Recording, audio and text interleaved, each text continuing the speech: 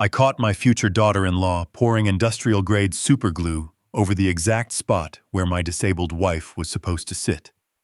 And the worst part was my own son was standing right beside her, keeping watch and laughing. I did not yell. I did not cause a scene. I handled it the way a man who spent 40 years in commercial construction handles a structural flaw. I quietly fixed it. Hours later, when the wedding master of ceremonies asked the radiant bride to stand up for her first dance, the violent tearing of $18,000 worth of designer lace echoed through the silent ballroom, leaving her completely paralyzed. But to understand how my son's perfect wedding turned into a nightmare of his own making, you need to know what happened 2 hours before the ceremony started. I am Victor Langdon. I am 70 years old, and I spent my entire life building a commercial contracting company from the ground up. I know the smell of drywall, the weight of steel, and the exact cost of loyalty. It was a Saturday morning exactly 2 hours before the guests were scheduled to arrive at the most exclusive luxury wedding venue in the city. I was there early because I had just paid $15,000 out of my own pocket to upgrade the ballroom lighting. Derek, my son, had casually mentioned that the standard lights would ruin their wedding photos. Like the fool I was, I wrote the check. I wanted everything to be perfect for him. The grand ballroom was completely empty, bathed in the dim, quiet shadows that exist just before a massive event kicks off. The caterers were out in the loading dock, and the florists had already finished their elaborate centerpieces. I walked softly across the thick carpets, just an old man, admiring the expensive setup he had bankrolled. But as I approached the raised platform, where the sweetheart table and the immediate family seating were arranged, I heard a sound. It was a low, muffled giggle. I stopped dead in my tracks, letting the darkness of the stage wing hide me. Standing right at the edge of the family table were my son Derek and his bride-to-be Natalie. Natalie was not in her wedding dress yet. She was wearing a silk robe with the word bride embroidered on the back, but she was not holding makeup or a mirror. She was holding a heavy industrial squeeze bottle. She was leaning over the plush velvet cushioned chair that was explicitly marked with a gold name tag. Catherine, my wife, Derek's mother. Catherine had suffered a mild stroke 8 months ago. She survived, thank God, but her mobility was compromised.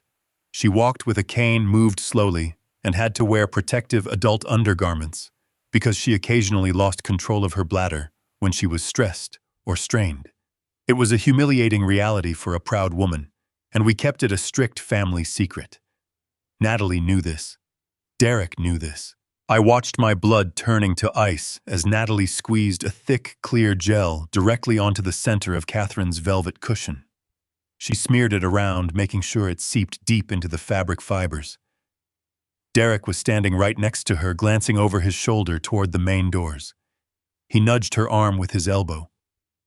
"Make sure you get the edges," I heard him whisper. "If she shifts around, I want to make sure it holds."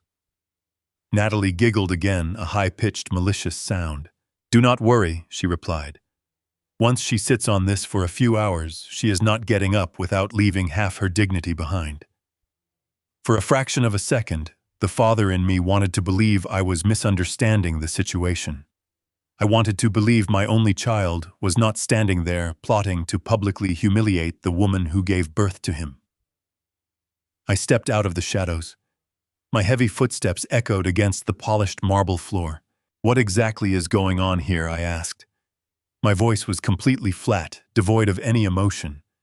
Natalie jumped so hard she nearly dropped the bottle. She quickly shoved it behind her back, her eyes wide with sudden panic. Derek spun around.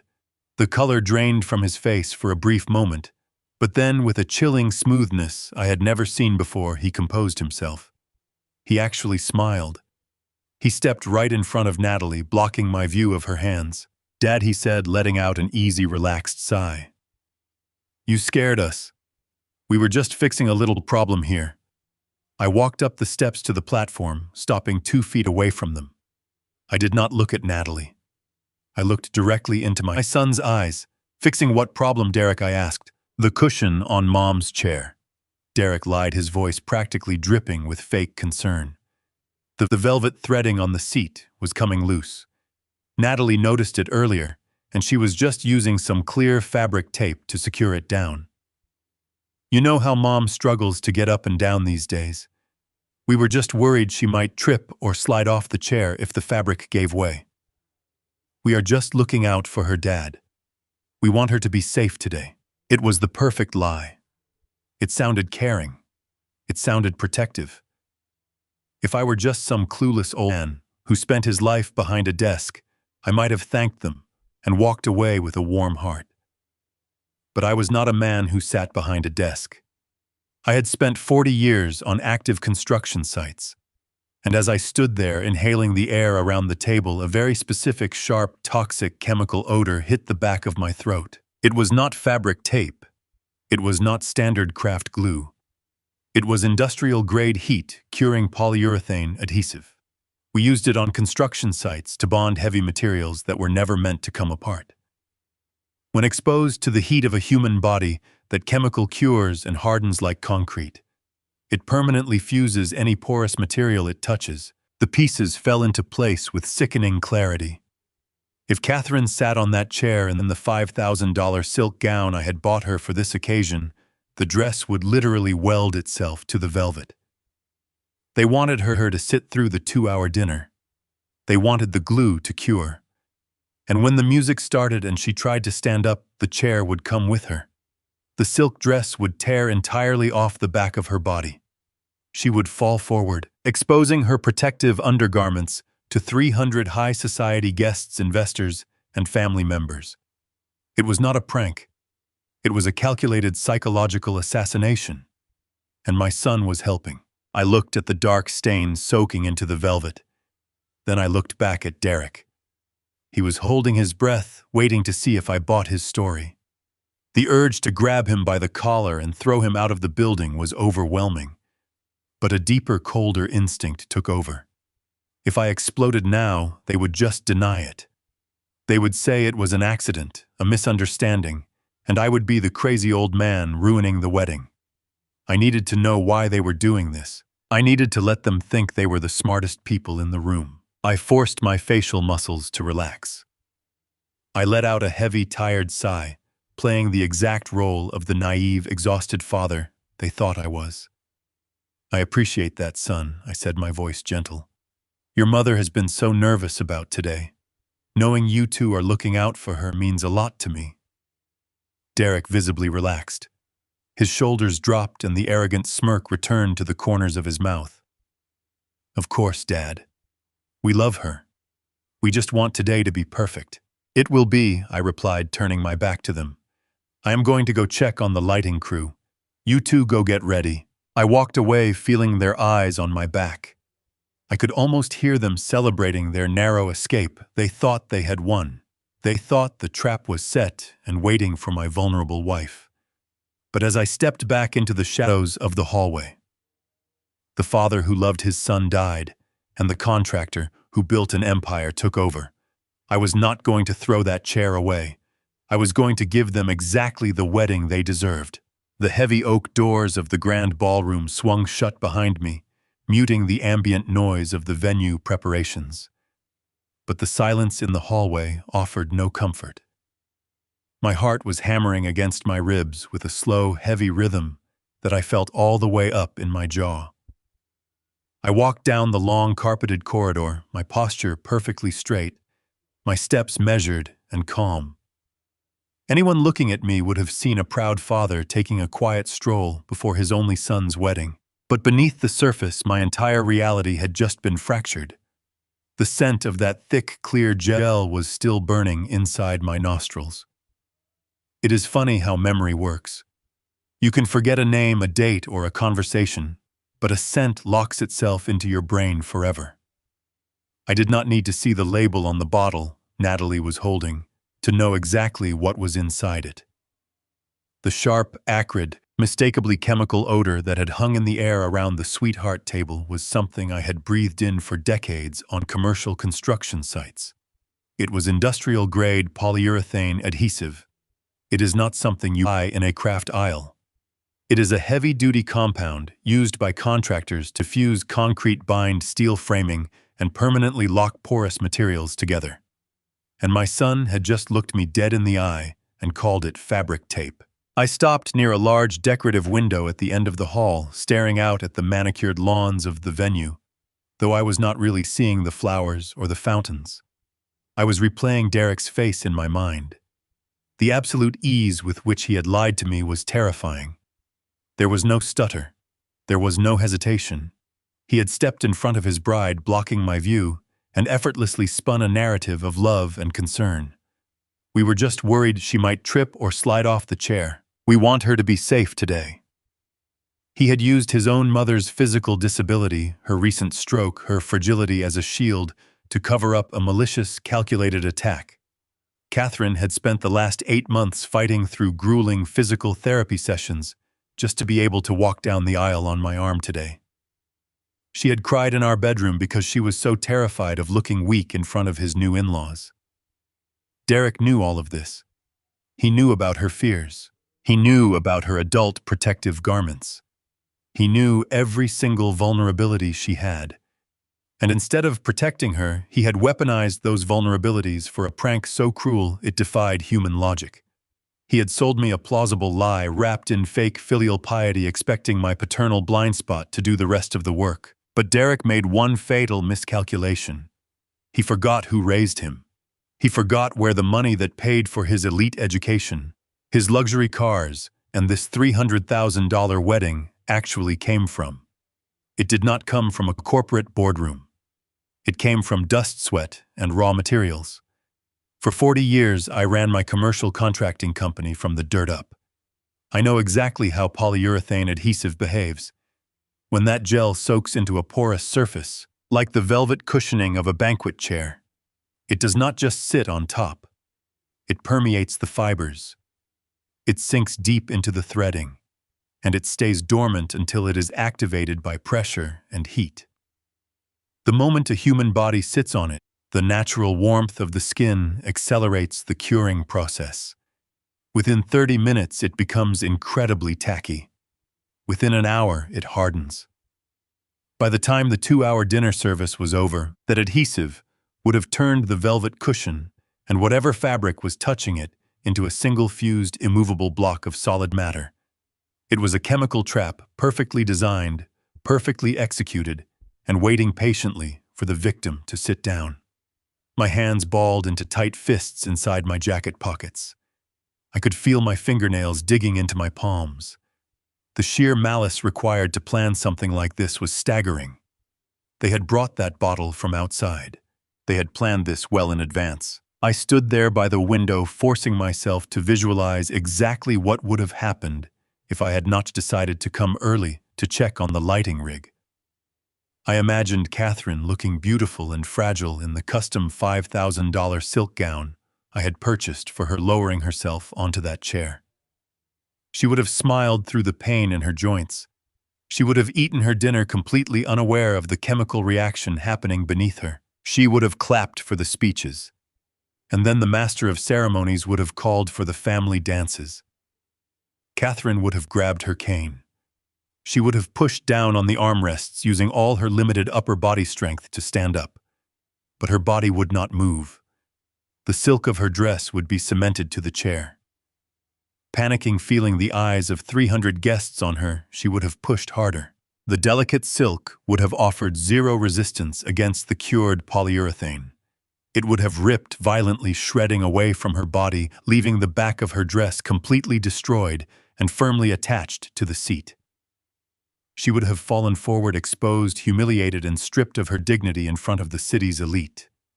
And Derek and Natalie would have been sitting right next to her, probably holding their phones, recording her degradation under the guise of trying to help her up. The thought of my wife crying on the floor of a ballroom, while her son recorded her humiliation, made a cold, dark resolve settle over my mind. The shock was completely gone now. The grief of realizing my son was a monster had evaporated, replaced by a crystalline mechanical focus. I am a builder. When I find a rotten beam in a house, I do not cry over it. I cut it out, and I replace it. My son had just proven that he was structurally compromised. He was rotten to his very core. I glanced at my watch. It was still early. The bridal party was scheduled to move to the outdoor gardens for their pre-wedding photographs in exactly 10 minutes. The ballroom would be entirely deserted again. I stepped away from the window and quietly opened the door to a small utility closet near the service elevators. I stepped inside, pulling the door shut, until only a tiny crack remained, allowing me to see the main hallway. I stood in the dark, breathing slowly, waiting for the perpetrators to leave the scene of their crime. 10 minutes later, I heard the loud, obnoxious laughter of Natalie echoing down the hall. I watched through the crack as she and Derek walked past, holding hands, heading out to the gardens to smile for the cameras. They looked so happy. They looked so proud of themselves. I waited until their voices completely faded away into the distance. Then I pushed the utility door open. I smoothed down the lapels of my suit jacket. I walked back toward the heavy oak doors of the grand ballroom. It was time to conduct a little structural test of my own. I needed to know exactly how fast that adhesive was curing. The shredded linen hung from my trembling fingers. I stared at the ruined fabric, my mind racing to comprehend the sheer magnitude of their cruelty. Derek and Natalie had planned this with meticulous precision. They had selected this specific velvet chair, knowing full well what would happen when my wife sat down. Catherine had spent the last 6 months fighting her way back from the stroke. She endured hours of painful physical therapy just to be able to walk into this ballroom tonight. She was terrified of being seen in her vulnerable state, but she trusted our family completely. I had bought her a beautiful custom silk gown, hoping to make her feel like the queen she truly was today and every day moving forward. My own son and his wife wanted to turn her into a public spectacle. They wanted the fabric to fuse with the seat. They wanted her dress to rip away when she stood up for the toast. They wanted 300 high society guests to see the protective undergarments she was forced to wear. The disgust churning in my stomach solidified into a cold, calculated rage. I refused to simply throw the chair away or cancel the event. I was going to give them exactly what they ordered, but with a twist they would never anticipate. I pulled out my phone and called Marcus, my trusted estate manager. He answered on the very first ring, sensing the quiet urgency in my strained voice right away. Marcus arrived at this ballroom through the service doors within 5 minutes. I showed him the torn napkin and pointed to the velvet chair reserved for Catherine. His jaw clenched as he realized the malicious trap that had been set. I gave him clear instructions on what needed to happen before the event officially began. We moved swiftly and silently, lifting the treated chair from the head table with extreme caution. We swapped it with the matching chair designated for Natalie, ensuring the placement looked entirely undisturbed. Then I ordered Marcus to retrieve another identical chair from the storage room and apply the exact same industrial adhesive to the seat where Derek would soon sit. The trap was now reset for the true villains instead. With the seating arrangement secretly altered, I returned to the main hallway to greet my wife. Catherine looked absolutely radiant in her flowing silk gown, though her hands trembled slightly as she held onto her cane. I kissed her cheek, whispering words of encouragement to soothe her frayed nerves. Derek and Natalie emerged from their private photo shoot, plastering wide, fake smiles across their faces. They rushed over to compliment Catherine, their voices dripping with an artificial sweetness that made my blood boil. I watched them carefully, noting the sly glances they exchanged when they thought I was not paying attention. They believed their cruel plan was securely in motion, completely unaware of their impending catastrophic downfall that would soon unfold before the entire crowd tonight. The ballroom doors finally opened, welcoming the elite members of our high society circle.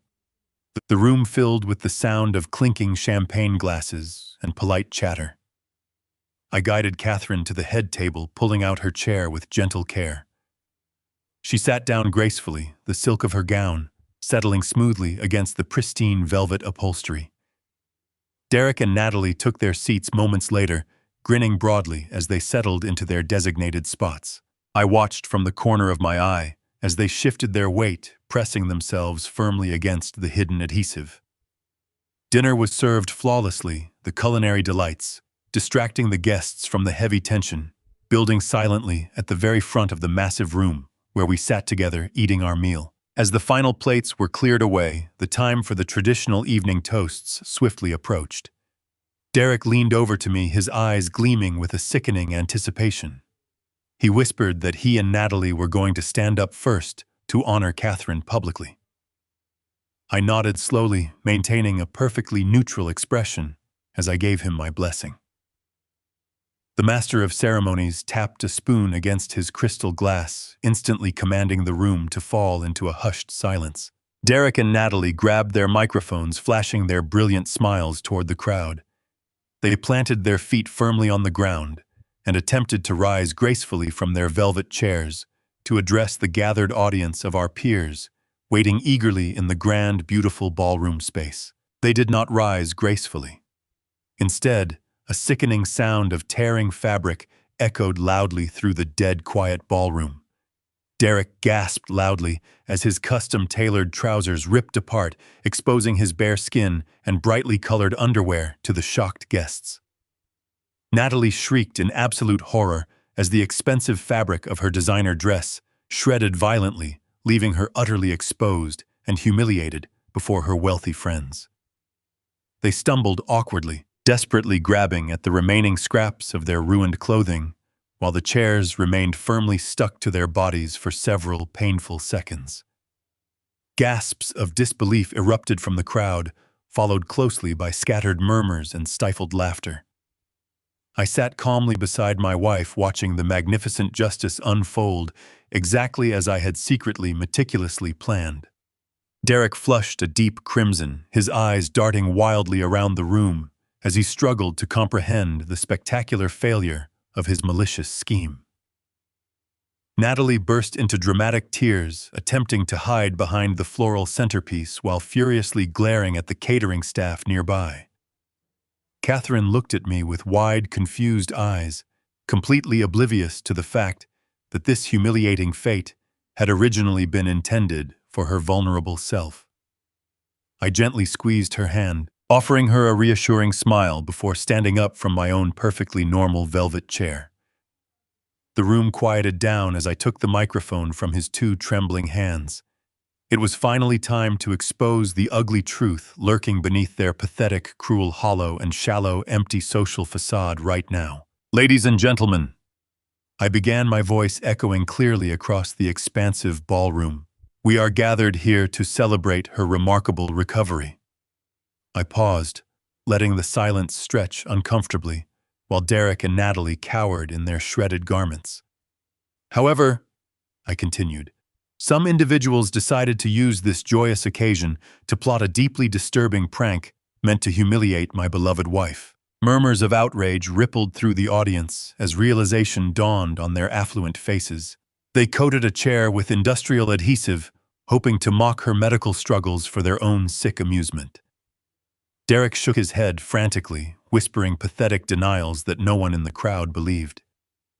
Fortunately, I discovered their vile trap earlier today and simply rearranged the seating order accordingly for tonight.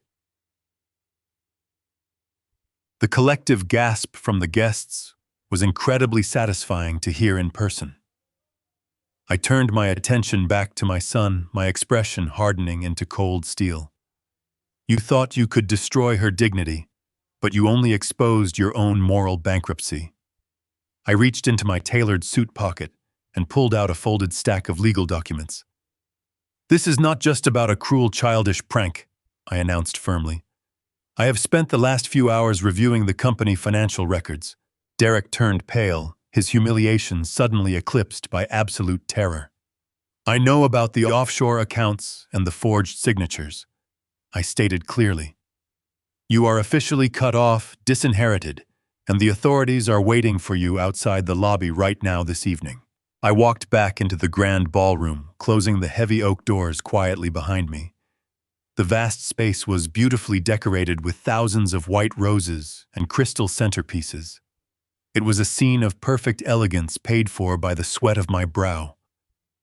Yet as I approached the raised platform where the head table sat, all I could see was the ugliness hiding in plain sight.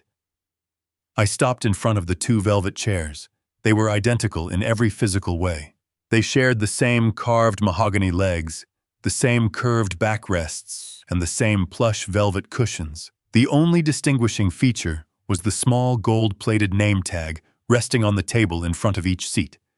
One tag read Catherine, the other read Natalie. I reached into my tailored suit pants and pulled out the heavy-duty folding knife I carried every day. A man who spends his life on construction sites never travels without a good blade. I crouched beside my wife's designated chair, feeling the 4 steel bolts holding the velvet cushion firmly in place. They were standard hexagonal screws, nothing a seasoned contractor could not handle with leverage and brute force. I snapped the blade open, lodging the thick steel flathead edge into the first bolt. I applied steady pressure, twisting my wrist until the metal gave way with a soft click. Within 2 minutes, I completely unfastened the velvet cushion soaked in the invisible curing polyurethane adhesive. I lifted the toxic cushion away from the wooden frame, careful not to let my hands touch the affected fabric. I set it gently on the carpeted floor. I then moved over to the identical chair designated for my future daughter-in-law. I knelt down and repeated the exact same process, unscrewing the 4 bolts holding Natalie's pristine cushion in place. I lifted her clean cushion and carried it over to Catherine's chair frame. I aligned the screw holes, perfectly sliding the bolts back into place and tightening them down with the edge of my knife until the seat was absolutely secure. My wife would now sit on a perfectly safe cushion. She would eat her meal in comfort, protected from the malicious trap my son helped lay for her. I picked up the adhesive-soaked cushion, carried it to the bride's chair frame, and fastened it down securely. Natalie's seat was now the trap. She would be sitting on the exact chemical snare she eagerly prepared for a recovering woman. I stood up, closed my knife, and slipped it into my pocket. The chairs looked completely untouched. No one would ever suspect a thing. But as I stared at the swapped cushions, a cold, unsettling thought began to gnaw at the back of my mind. The immediate danger to my wife was neutralized, but the underlying threat remained entirely unresolved. I crossed my arms, looking at the empty ballroom. Normal people do not commit acts of extreme, calculated cruelty just for a cheap laugh. There is always a deeper, darker motive driving this kind of sociopathic behavior.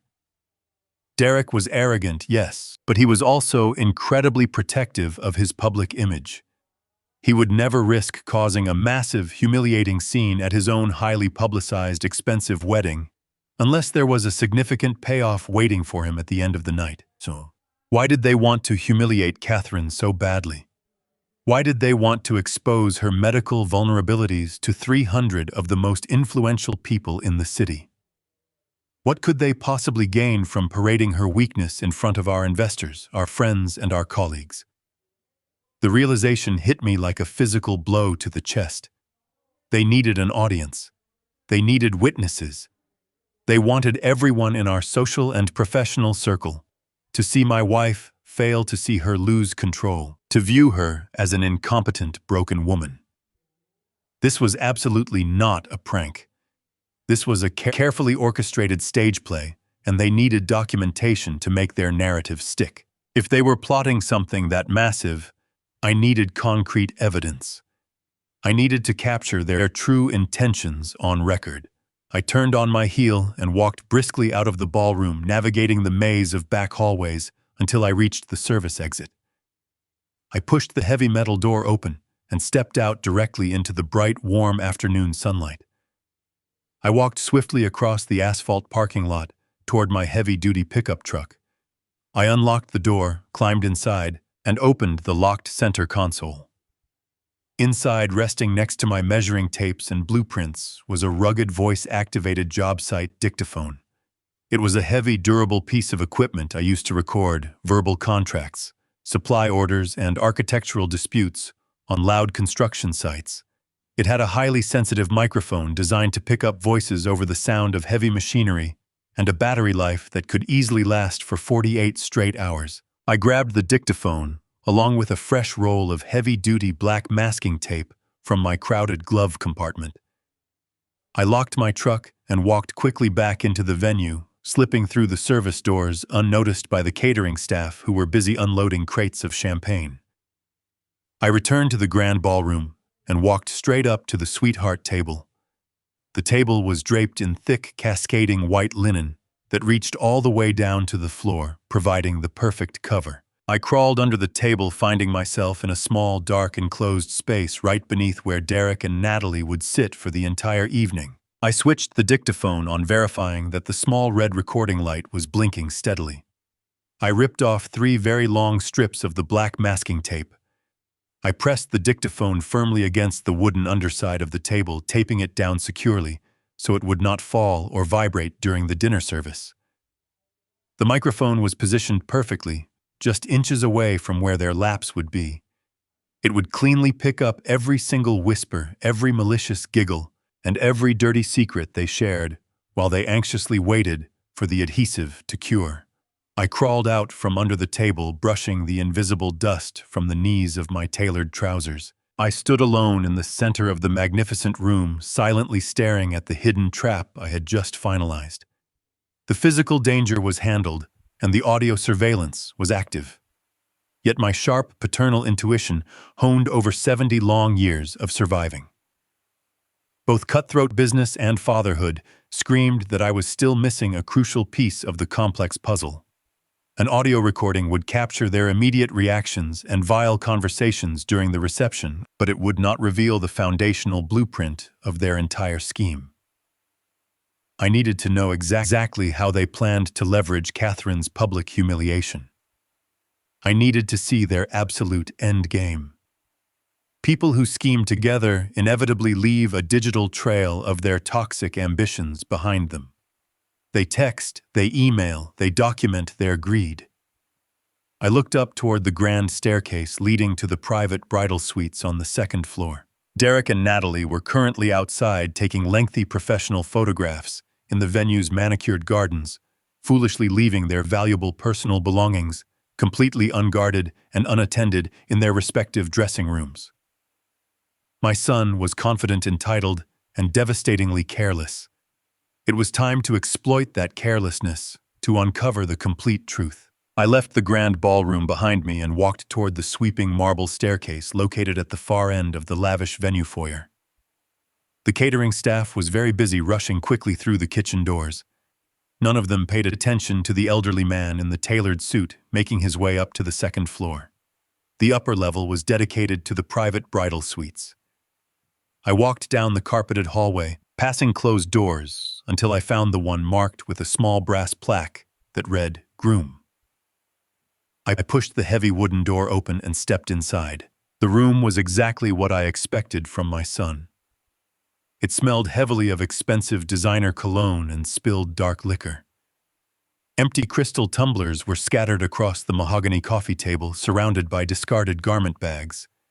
It was a scene of arrogant celebration. I stood quietly and closed the door firmly behind me, ensuring the lock clicked into place. My eyes scanned the messy room, moving past the leather sofas until they landed on a sleek glass desk near the window. Resting right in the center of the desk, completely unattended, was Derek's silver tablet device. I walked over to the desk and stared down at the screen. My heart was beating with a steady, rhythmic thud. I reached out and tapped the glass surface. The screen flared to life, displaying a smiling photograph of Derek and Natalie. Below their faces was a numerical keypad, demanding a 4-digit security code. Derek never changed his passwords unless forced to. I typed in his birth year. The screen shook, rejecting the attempt. I typed in Natalie's birth year. Another rejection. I paused, letting out a quiet breath. I typed in the year my wife was born. The screen unlocked instantly. A bitter wave of irony washed over me as the home screen populated. He had used his mother's birth year to secure the device he was currently using to plot her destruction. He took everything from us, even our personal milestones, and repurposed them for his own selfish convenience. I did not have time to dwell on the emotional pain. I had a job to do. I bypassed his banking folders and tapped directly on the messaging icon, bringing up his private digital conversations. Natalie's name was pinned to the top of his list. I tapped on her name, opening a massive thread of daily communication. I did not scroll through their wedding planning details. Instead, I tapped the search bar and typed in Catherine. The screen buffered before highlighting dozens of messages. I scrolled back to a conversation dated 3 weeks ago, right around the time the seating chart was finalized. I began to read their private words, and the remaining paternal affection I held for my son bled out of my chest. They did not talk about my wife like she was a human being. They talked about her like she was a heavy burden. Natalie complained endlessly about how Catherine's wheelchair would ruin the aesthetic of the wedding photographs. Derek agreed, whining about spending money on accessible transportation. As I scrolled closer to the current date, the tone shifted from petty annoyance to calculated predatory malice. I found a cluster of messages sent 2 days ago. Natalie had sent a link to an industrial supply website showing the heavy-duty polyurethane adhesive. Beneath the link, she wrote a single sentence: "I bought it. It arrives tomorrow." My thumb hovered as I read Derek's response. He did not tell her to stop. He replied, "Perfect. Make sure you pack it so the old man does not see it." I braced myself against the desk. I scrolled down to the messages they exchanged late last night. The glowing words made my blood run ice cold. Natalie had initiated the conversation. "I am so nervous about tomorrow," she wrote. "What if she realizes the cushion is wet before she sits down?" Derek responded immediately. "She will not notice anything. Her legs are so numb from the nerve damage she can barely feel where she sits anyway." I stared at that sentence, feeling a physical ache. My son was weaponizing his mother's medical trauma. The next set of messages revealed a darkness I could never have anticipated. Natalie wrote back, "Okay, but you have to promise me you will have your phone ready to record. Once she stands up and the dress rips, make sure you get the whole meltdown on video. Seeing her soil herself in front of the mayor and your dad's investors is exactly what we need to prove our point." I read the words again. What point were they trying to prove? I pulled up Derek's lengthy response. "I know," he wrote. "Combine that video with her stroke medical records, and my lawyer says we have a slam-dunk case for a conservatorship." I stopped breathing. The air in the suite suddenly felt incredibly thin. A conservatorship. They were planning a legal coup. I forced my eyes to focus on the screen. "We force him to hand over the trust to me now," Derek had typed. "I cannot wait 20 years for him to die. Once Mom is declared a ward of the state, we can move her into a facility and take over the estate. This is our only way to get the money without waiting for nature to take its course." I set the tablet down on the glass desk, pulling my hands away from it, as if the cold metal burned my skin. The sheer magnitude of their calculated betrayal was absolutely incomprehensible to me. They were actively trying to manufacture a highly public medical crisis just to strip us of our fundamental legal rights. They wanted to humiliate my beloved Catherine so profoundly that I would be left completely emotionally destroyed, leaving them a completely clear and unopposed path to seize total control of the massive financial empire I had spent 4 long, grueling decades building from nothing. I stood completely alone in the quiet room, listening closely to the muffled, distant sounds of the wedding preparations continuing downstairs. He viewed my poor wife's devastating illness not as a family tragedy, but as a highly convenient legal loophole to exploit. Every single smile, every warm hug, and every fake expression of gratitude he had ever given me had been a carefully calculated lie. It was all simply designed to keep me perfectly complacent, while he secretly sharpened the long knife he planned to bury deeply in my back. I looked at the glowing screen one last time, making absolutely sure I memorized every single one of his brutal, unforgiving words. I did not cry. I did not shout. Men who survive the ruthless world of commercial contracting do not waste energy on useless emotional outbursts. We assess the damage, reinforce our positions, and demolish the compromised structures without mercy. Derek thought he was playing a brilliant game of chess against a weak, clueless old man. He thought he had factored in every single variable to secure his inheritance today. But he completely forgot that I owned the board, I owned the pieces, and I wrote the rules. I picked up the tablet once again, my hands completely steady now, and navigated quickly away from the messages into his primary email application. I needed to see exactly how deep this financial rot truly went before I burned his entire deceitful world straight to the ground. The bright white screen of the email application illuminated the dim bridal suite, casting long shadows against the walls. My finger hovered over the digital keyboard. The text messages I had just read were still burning behind my eyes, searing themselves into my memory. I needed to see the logistical framework of their betrayal. A legal coup of this magnitude does not happen overnight. It requires planning, documentation, and the complicit guidance of an attorney who is willing to operate in the gray areas of the law. I tapped the search bar at the top of the screen and typed the word conservatorship. The system buffered for a fraction of a second before a long list of email threads populated the screen. The sheer number of results made my stomach turn. This was not a passing thought or a sudden temptation. This was a dedicated long-term project.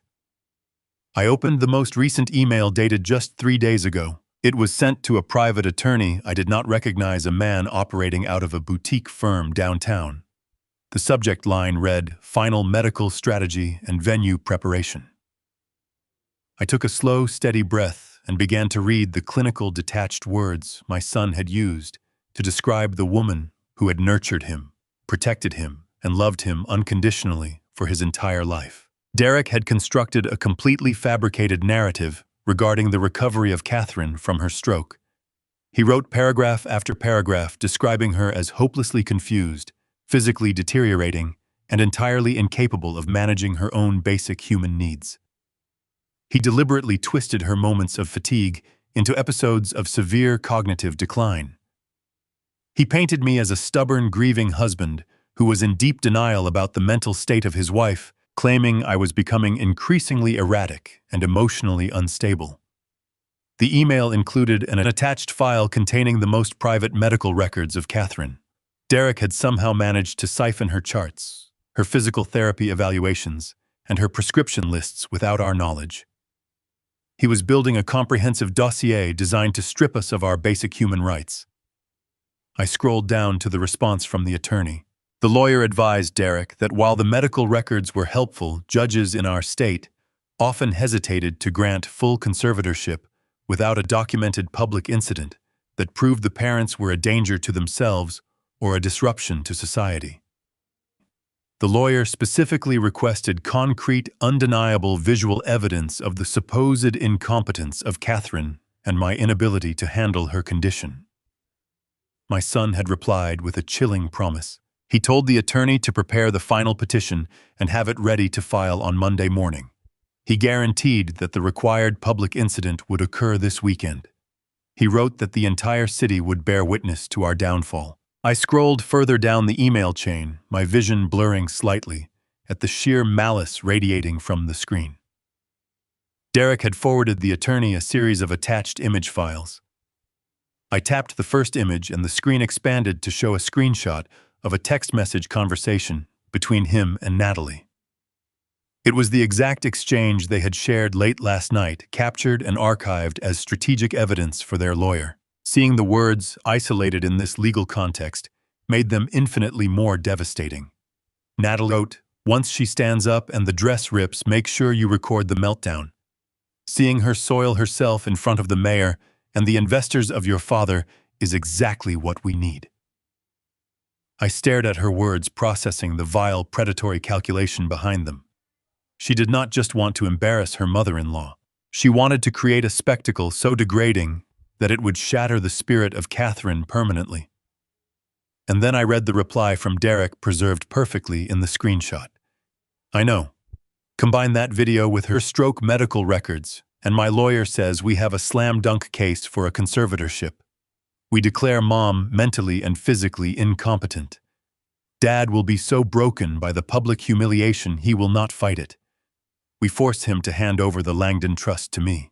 I cannot wait 20 years for him to die. I read that last sentence over and over again, until the letters lost their meaning and became nothing more than dark shapes on a glowing background. I cannot wait 20 years for him to die. That was the absolute core of the issue. It was never about concern for the health of Catherine. It was never about managing a family crisis. It was solely about the Langdon Trust. I had established that trust 15 years ago, pouring every ounce of my hard-earned wealth into a secure financial vehicle designed to protect my family for generations. It was meant to provide for the medical care of Catherine, to secure the future for Derek, and to fund the charitable causes we held dear. Derek was the sole heir, but the trust was structured so that he would not gain full, unrestricted access to the principal capital until he turned 50, or until both Catherine and I passed away. He did not want to wait for his inheritance. He wanted the keys to the kingdom today, and he was perfectly willing to destroy his own parents to get them. The depth of this betrayal was an abyss with no bottom. He was not just stealing money. I was attempting to legally erase our autonomy. A conservatorship would mean we could not make our own medical decisions. We could not control our own bank accounts. We could not even choose where we lived. Derek would have the absolute power to sell our home, dismiss the trusted doctors of Catherine, and place us in whichever facility he deemed appropriate. I would hold ultimate authority over our lives, ruling us with the exact cruelty he and Natalie displayed right now. I placed the tablet back onto the desk, ensuring it rested exactly where I found it.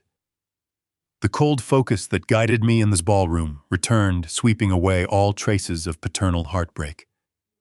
I stood on the edge of a battlefield, and the enemy wore my last name. They built a weapon to execute a flawless legal coup, utilizing the tragedy of my wife as primary ammunition. But every complex scheme requires funding, especially when retaining downtown law firms and hosting a $300,000 wedding. Their ambition required massive hidden cash. They could not finance this operation using their own personal income. I needed to know exactly how Derek was paying for all of this. Natalie had spent the last 6 months loudly bragging to anyone who would listen that her wealthy family was generously covering the exorbitant costs of this lavish reception. I reached out and tapped the screen once more, closing the horrifying email thread with the estate lawyer. I navigated back to the main inbox folder, my eyes narrowing with intense concentration. I took a deep, calming and stabilizing breath to prepare myself. The undeniable truth awaited me. Right there on the screen. I tapped the search bar again, but this time I did not type anything about a conservatorship. I typed in the names of the wedding vendors, the florists, the caterers, and the venue management. I was going to follow the money trail, and I was going to expose his financial crimes without any mercy whatsoever. The search results populated, instantly filling the screen with dozens of high-priority email threads. I started with the floral design company that provided the thousands of delicate white roses currently decorating the ballroom downstairs. Natalie had spent the last 6 months loudly bragging at every social event we attended about how her supposedly wealthy parents were footing the entire bill for this $300,000 extravaganza.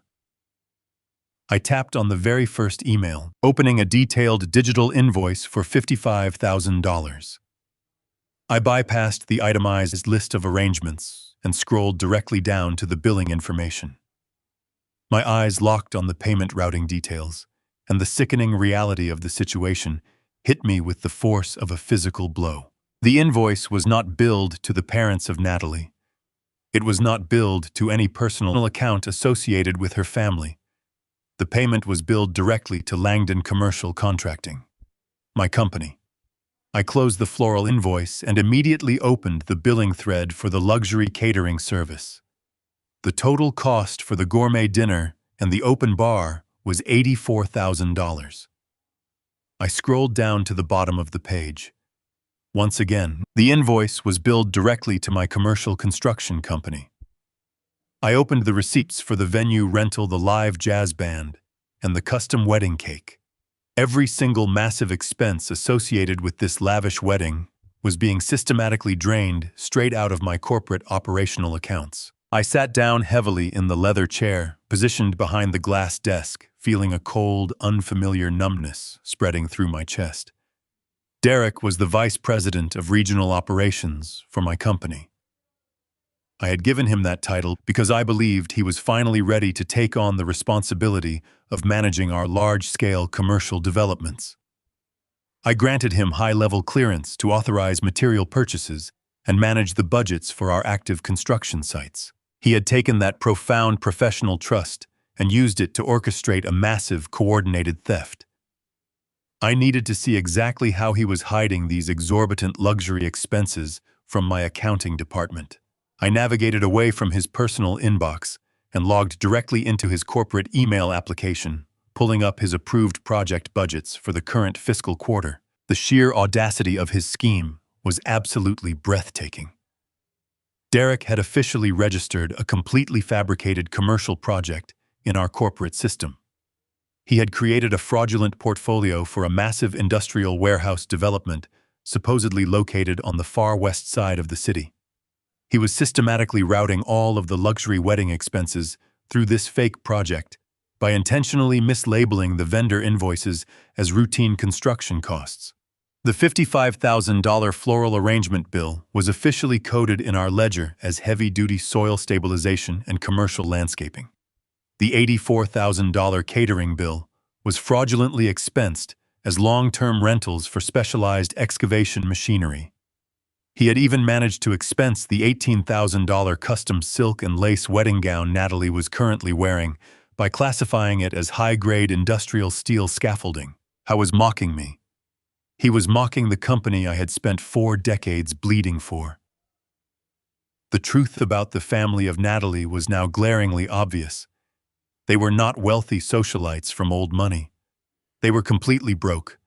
They were pathetic frauds who wanted to project an image of extreme wealth without having a single dollar to their name. Derek was so desperate to impress this manipulative woman and her pretentious parents that he was willing to commit massive corporate fraud to buy their approval.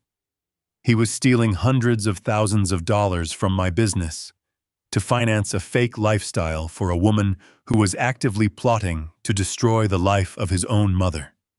He was literally paying for the very event where they planned to publicly humiliate my disabled wife.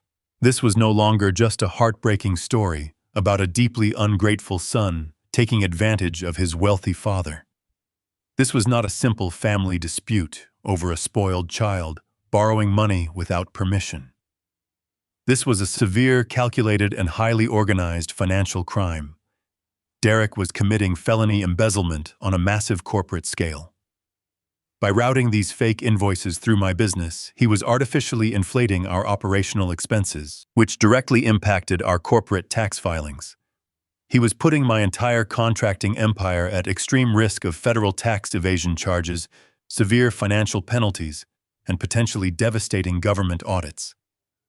He was actively jeopardizing the livelihoods of the 300 hardworking men and women who relied on my company to feed their own families every single week. I thought about the loyal foremen, the dedicated bricklayers, and the exhausted project managers who spent 12 hours a day to ensure our building projects were completed on time. They worked tirelessly to build a solid reputation for Langdon commercial contracting. Derek was sitting in an air-conditioned office casually signing away their hard-earned profits to pay for imported champagne and out-of-season white roses. The level of disrespect he showed toward the very foundation of our family wealth was utterly unforgivable. I stared at the glowing screen of the tablet, watching the digital evidence of his felony crimes staring back at me.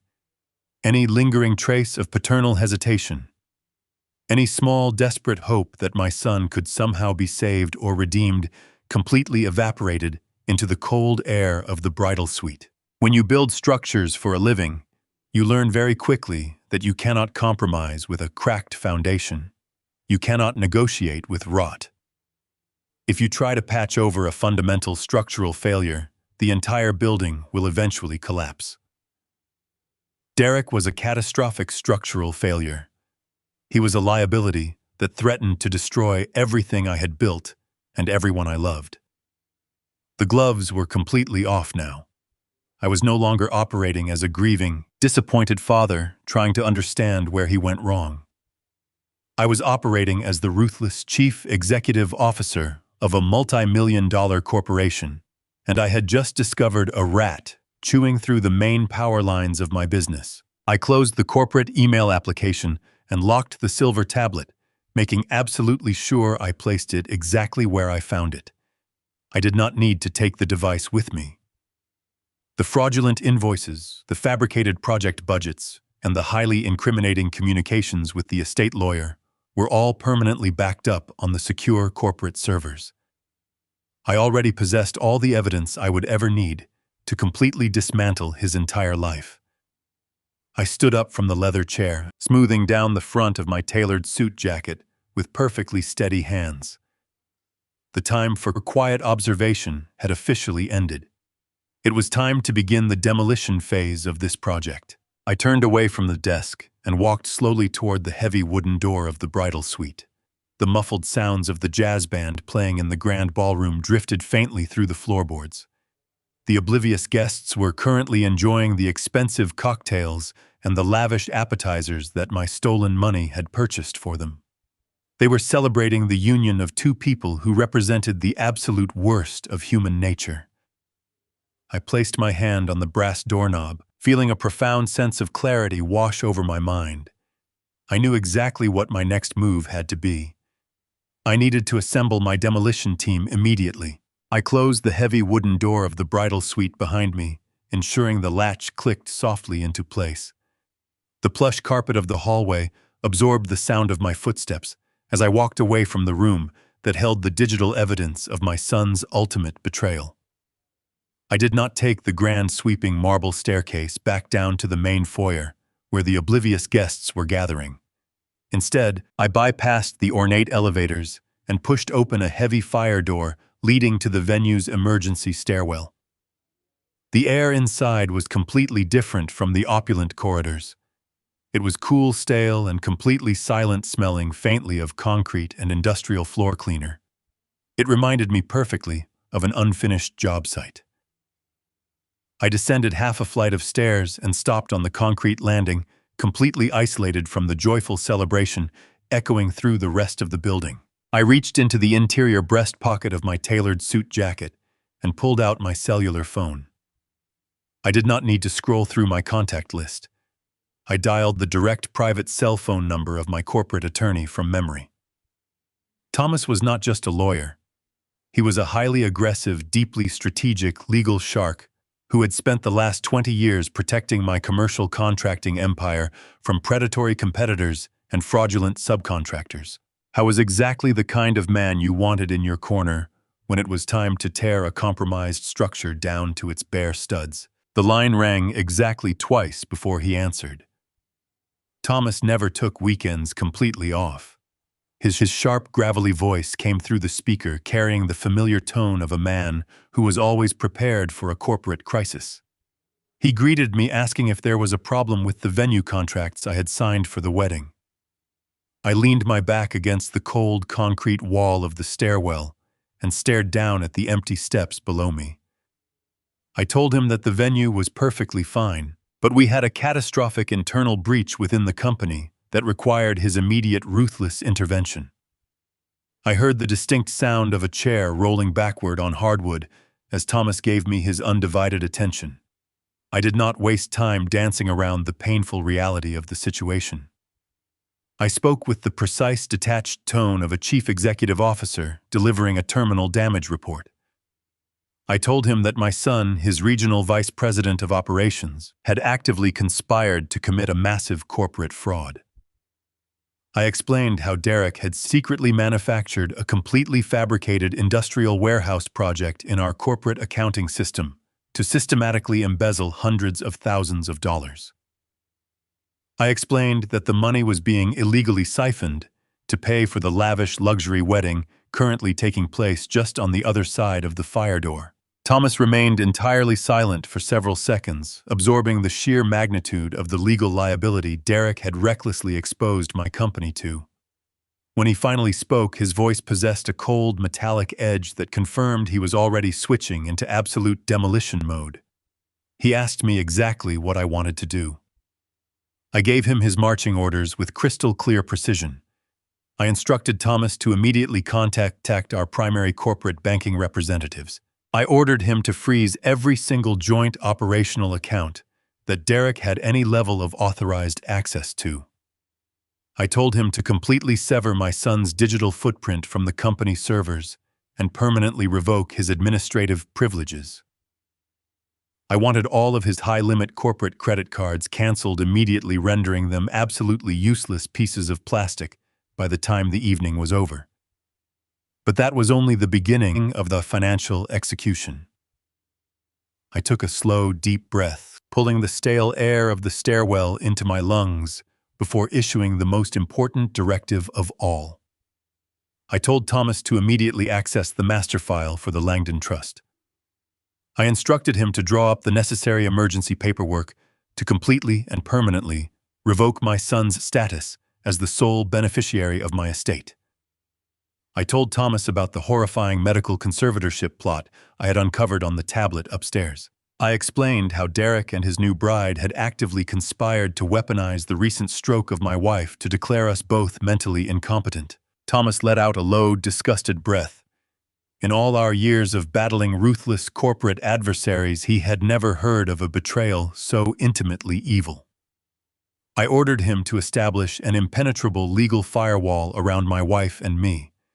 I wanted the trust restructured so tightly that my son could never touch a single dime of our wealth, even if we were both incapacitated. I told him to reroute the inheritance entirely toward charitable foundations and specific medical research grants dedicated to stroke recovery.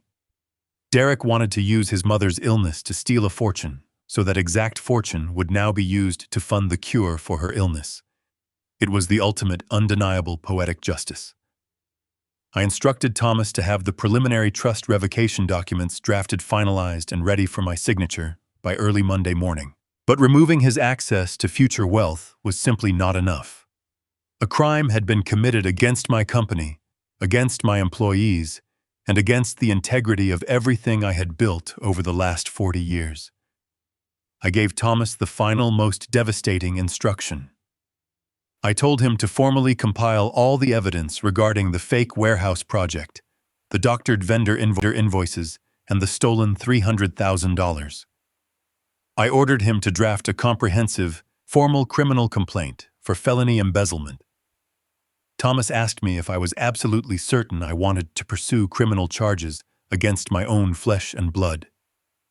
He warned me that once we submitted that file to the Financial Crimes Division of the local authorities, there would be no going back. The state would take over the prosecution, and my son would face serious mandatory prison time. I did not blink. I did not hesitate. I stared at the heavy metal hinges of the fire door and told my lawyer that the man downstairs was no longer my son.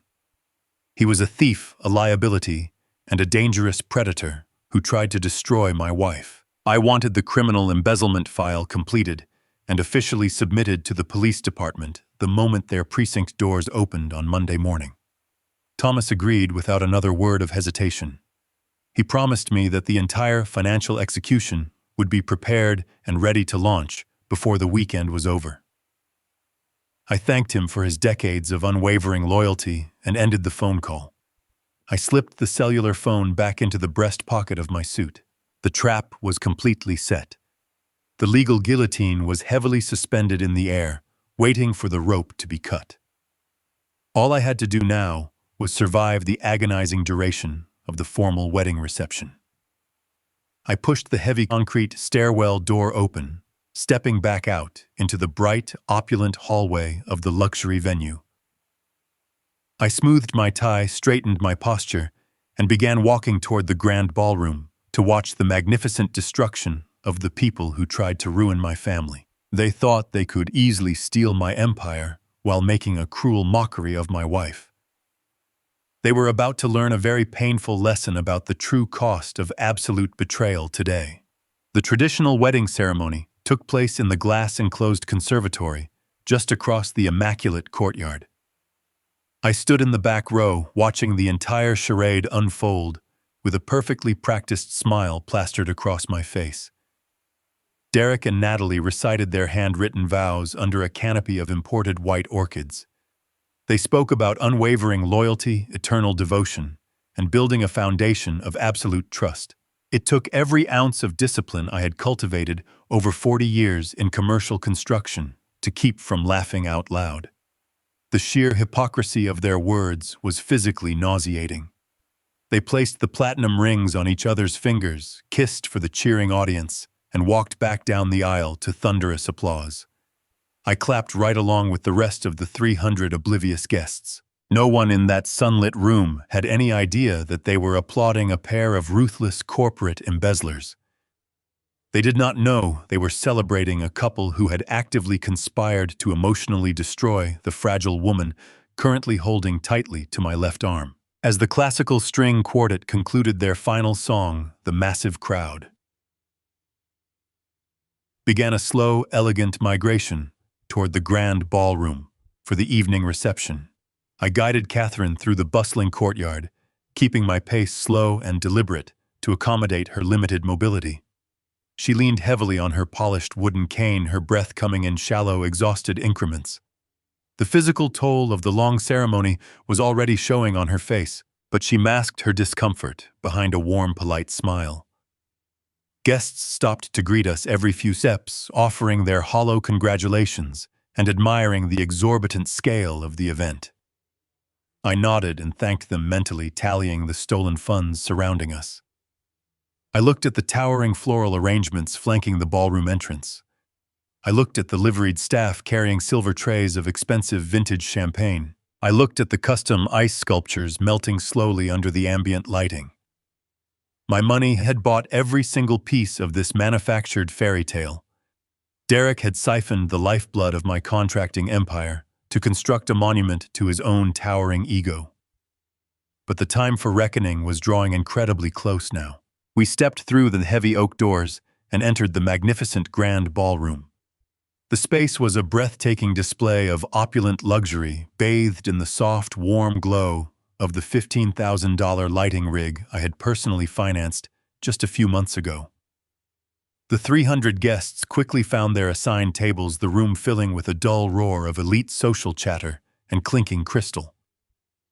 I ignored the noise and focused entirely on the woman walking beside me.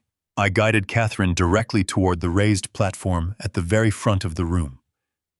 The sweetheart table sat in the center, flanked by the immediate family seating. I approached the velvet-cushioned chair bearing her gold-plated name tag.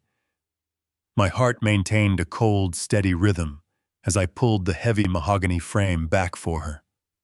I knew with absolute certainty that this specific cushion was completely clean, meticulously swapped by my own hands just hours before. Catherine turned around, slowly gripping the sturdy armrests for balance.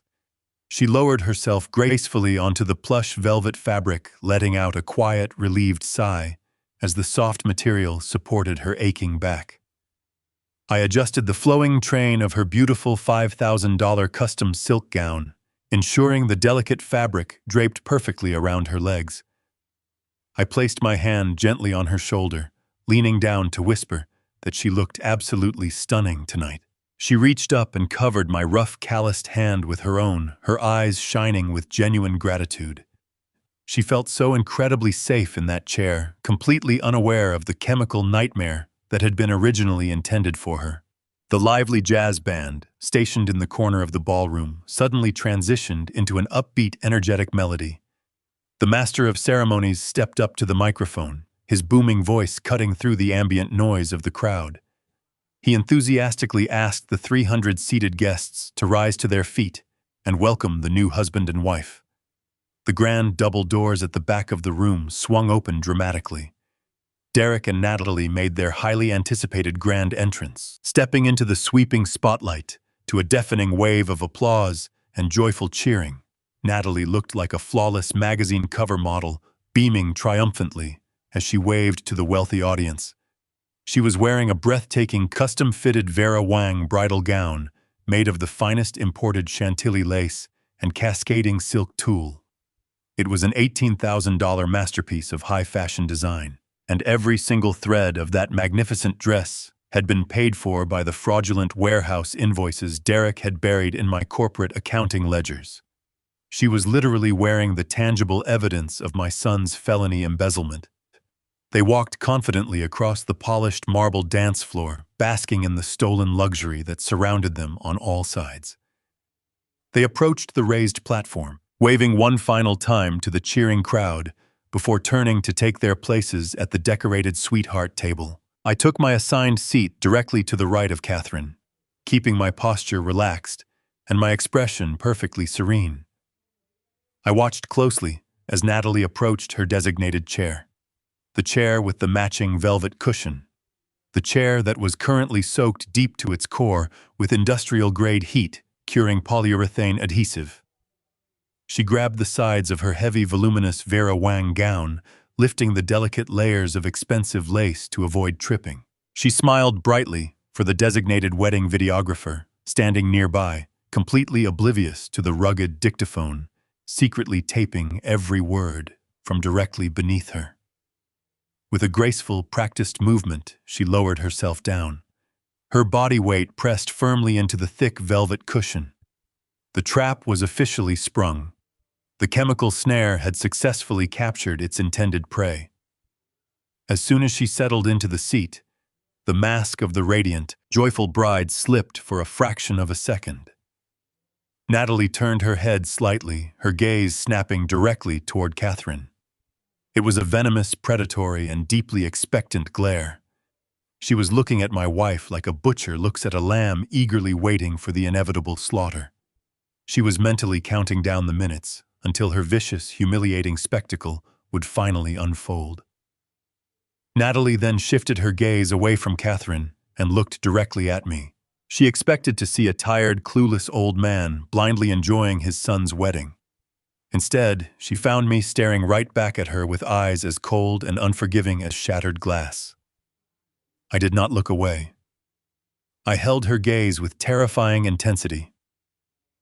I slowly reached out and picked up my crystal flute of vintage champagne. I raised the glass smoothly in her direction, offering her a silent, chilling toast. A brief flash of genuine confusion flickered across her perfectly contoured face. She did not understand why I was looking at her like she was already a ghost. She quickly broke eye contact, turning back to smile at the crowd, shifting her body deeper into the toxic velvet cushion. The countdown had officially begun. She was completely unaware that every single minute she sat there smiling and drinking my stolen champagne, the chemical compound was actively sealing her spectacular ruin. The grand illusion of their perfect, untouchable life was about to violently shatter into a million broken pieces. The grand illusion of their perfect, untouchable life was about to violently shatter into a million broken pieces. The first course of the lavish dinner was served with impeccable precision by a fleet of waiters in crisp white jackets. They moved through the grand ballroom like clockwork, placing plates of imported caviar and seared scallops in front of the 300 distinguished guests. I looked down at the expensive appetizer resting on the gold-rimmed china in front of me. It was a culinary masterpiece, and every single bite was funded by the fraudulent warehouse invoices Derek had buried deeply in my corporate ledgers. I picked up my silver fork and began to eat, chewing slowly, savoring the bitter irony of the moment. Across the large circular table, Natalie was laughing loudly at a joke made by one of her bridesmaids. She leaned back heavily into her chair, pressing the intricate layers of her $18,000 Vera Wang gown firmly against the plush velvet cushion. She had absolutely no idea that a silent, invisible chemical reaction had already begun directly beneath her. Industrial grade, polyurethane, adhesive is an incredibly resilient compound. It is designed to withstand extreme weather conditions, heavy machinery vibrations, and the brutal wear and tear of active commercial construction sites. But its most dangerous property is how it cures. It requires a catalyst to transition from a thick, tacky gel into an immovable, solid block of concrete. That catalyst is heat. As Natalie sat there enjoying her stolen luxury, the natural warmth radiating from her body passed through the delicate silk tulle and chantilly lace of her expensive dress. That body heat seeped directly into the velvet cushion, activating the dormant adhesive I had swapped into her designated spot. I watched her take a quick sip of her champagne, shifting her weight slightly to the left. The microscopic fibers of her designer gown were already fusing permanently with the thick, toxic gel. An hour slowly ticked by. The second course of filet mignon and roasted asparagus was cleared away, replaced by towering silver trays of artisan desserts. I maintained polite conversation with the wealthy investors seated at the adjacent tables, projecting the image of a proud, relaxed patriarch. Beside me, Catherine was enjoying her evening immensely. She complimented the floral arrangements and smiled warmly at the jazz band playing softly in the corner. She looked so incredibly beautiful, and more importantly, she was completely safe. I glanced back over at the sweetheart table. The curing process was entering its final, most aggressive stage. The adhesive was no longer a sticky gel. It was rapidly hardening, binding the fabric of the dress to the chair with the strength of industrial mortar. I noticed Natalie beginning to shift uncomfortably. She reached behind her back, tugging subtly at the side of her waist. She leaned over and whispered something into the ear of my son. Her face pinched into a tight expression of mild annoyance. She clearly felt the restricting pull of the adhesive, but her vanity blinded her to the true nature of the problem. She undoubtedly assumed that the rigid custom boning of her high-fashion corset was simply digging into her ribs after a heavy meal. She tried to slide her hips forward to relieve the strange tension, but her body barely moved. The fabric was already anchored to the seat. She frowned, adjusting her posture by rolling her shoulders forward, unknowingly pressing the lower half of her dress even deeper into the hardening chemical snare. I took another slow sip of my vintage champagne, watching the magnificent trap lock its jaws shut. The ambient chatter of the grand ballroom began to fade as the master of ceremonies stepped back up to the microphone. He tapped his crystal glass, signaling the formal conclusion of the dinner service. The time for the traditional wedding speeches had officially arrived. The room fell into a respectful, hushed silence. Derek pushed his chair back and stood up. He grabbed the wireless microphone and stepped confidently to the front of the raised platform. He looked out over the sea of 300 elite guests, projecting an aura of absolute authority and responsible maturity. He was a phenomenal actor, a man who could lie with such profound sincerity that it genuinely terrified me to witness it in person. He began his speech by thanking the guests for traveling from across the country to celebrate this monumental milestone in his life. He spoke about the challenges of building a future, the value of hard work, and the importance of establishing a solid foundation. Then Derek turned his body and looked directly at our table. He locked eyes with me. His gaze was steady, unwavering, and filled with a dark, predatory confidence. He raised his glass toward Catherine and me. "I want to take a special moment to honor my parents," he announced, his voice echoing loudly through the state-of-the-art sound system I had paid for. "They have shown me what it means to weather the difficult storms of life. Recently, our family faced a terrifying medical challenge. My mother suffered a stroke, and it reminded all of us just how fragile life truly is." He paused dramatically, letting the guests murmur in sympathetic agreement. He looked at Catherine with a sickening expression of fake sorrow. Then his eyes snapped back to mine. "It taught me that the most important duty of a son is to protect the ones he loves when they are at their most vulnerable.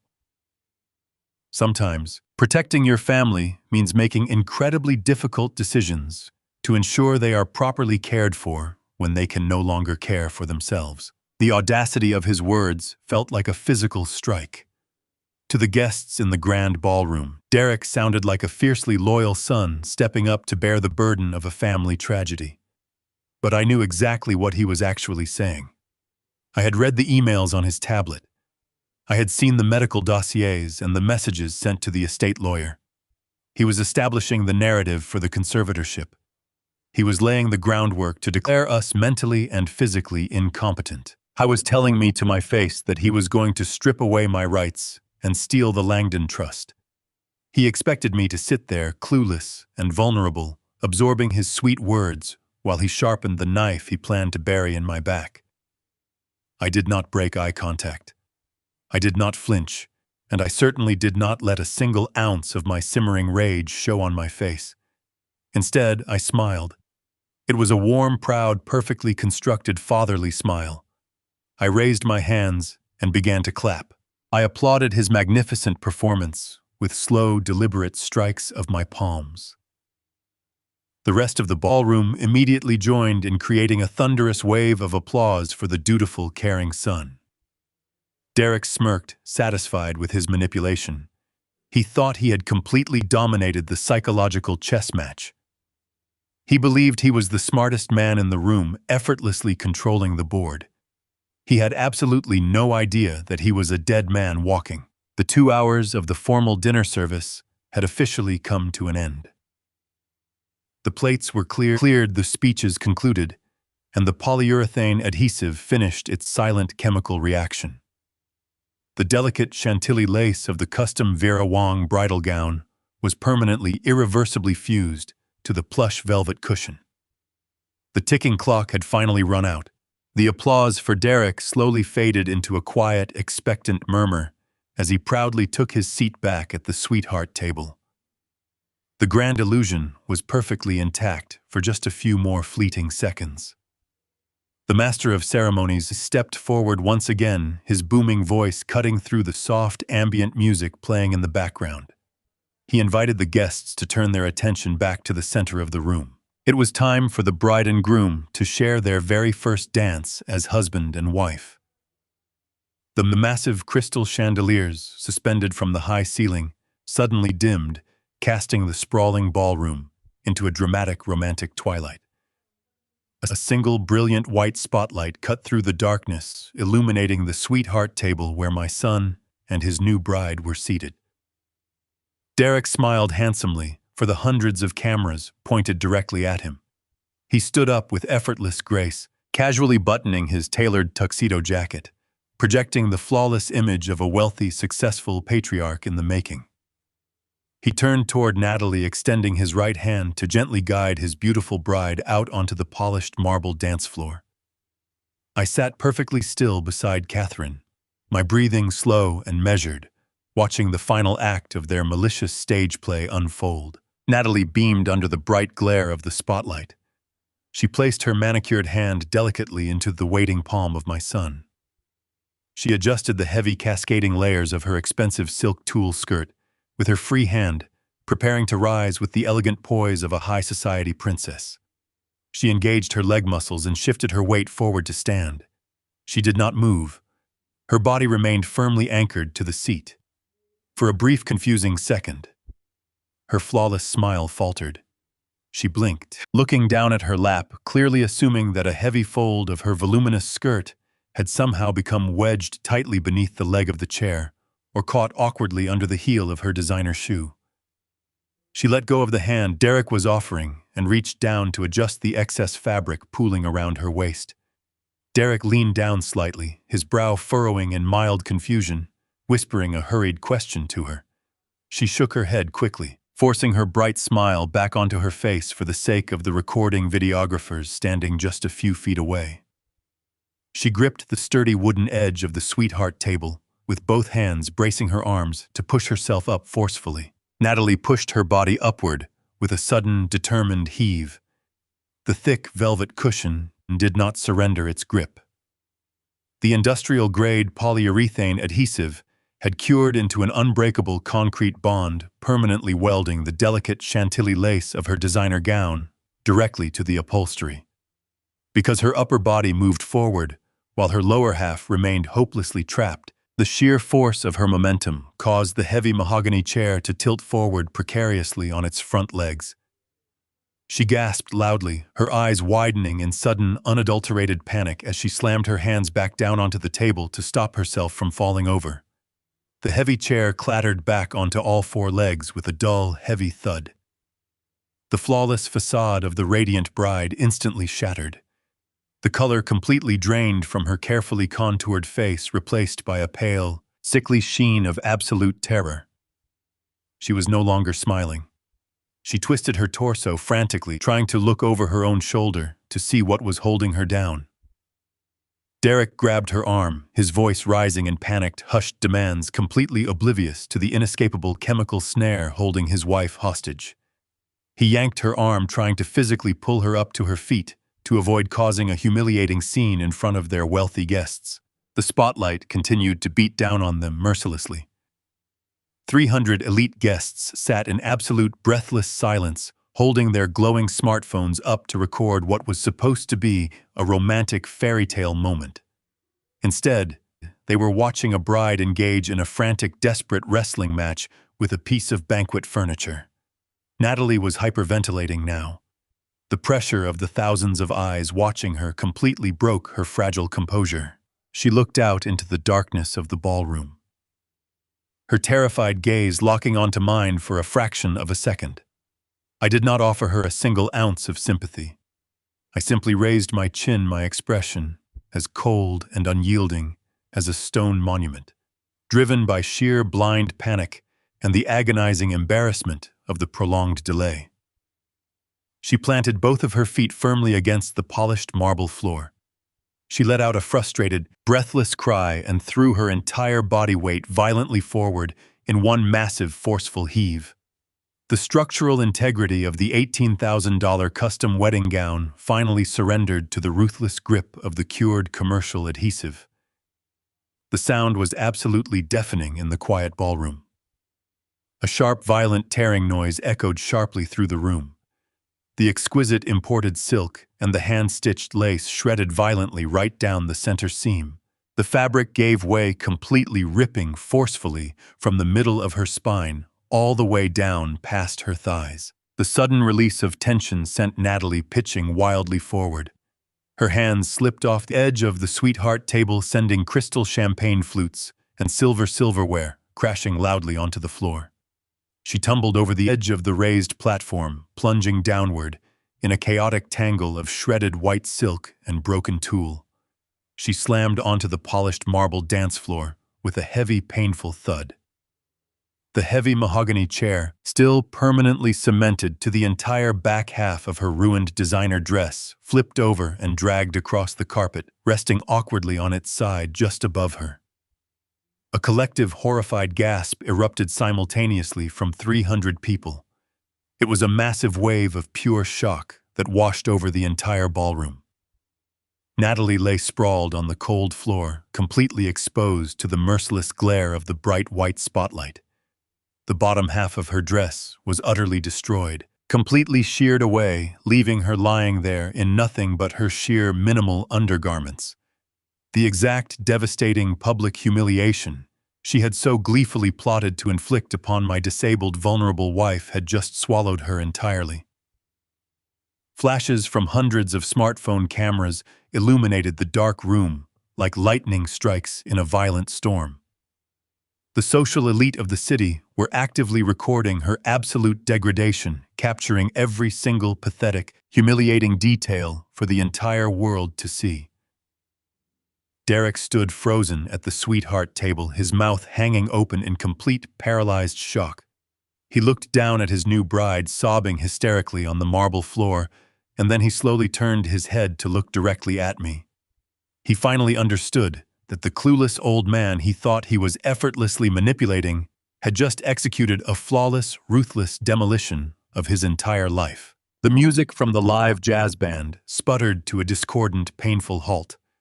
I sat perfectly still and felt an incredible surge of fierce, unapologetic satisfaction coursing through my veins.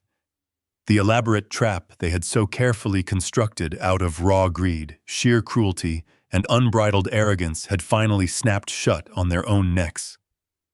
Natalie scrambled frantically on the cold marble floor, sobbing hysterically, as she tried desperately to pull the tattered, ruined shreds of her expensive gown over her exposed legs. But the heavy wooden chair remained stubbornly glued to her back, mocking her every single pathetic movement. The absolute pandemonium that erupted across the grand ballroom was unlike anything I had ever witnessed in my 4 decades of managing chaotic construction sites. The initial wave of stunned silence instantly shattered, replaced by a deafening chorus of gasps, panicked shouts, and the relentless clicking of hundreds of smartphone cameras. The city elite were not accustomed to witnessing such raw, unfiltered degradation, and human nature compelled them to record every single second of it.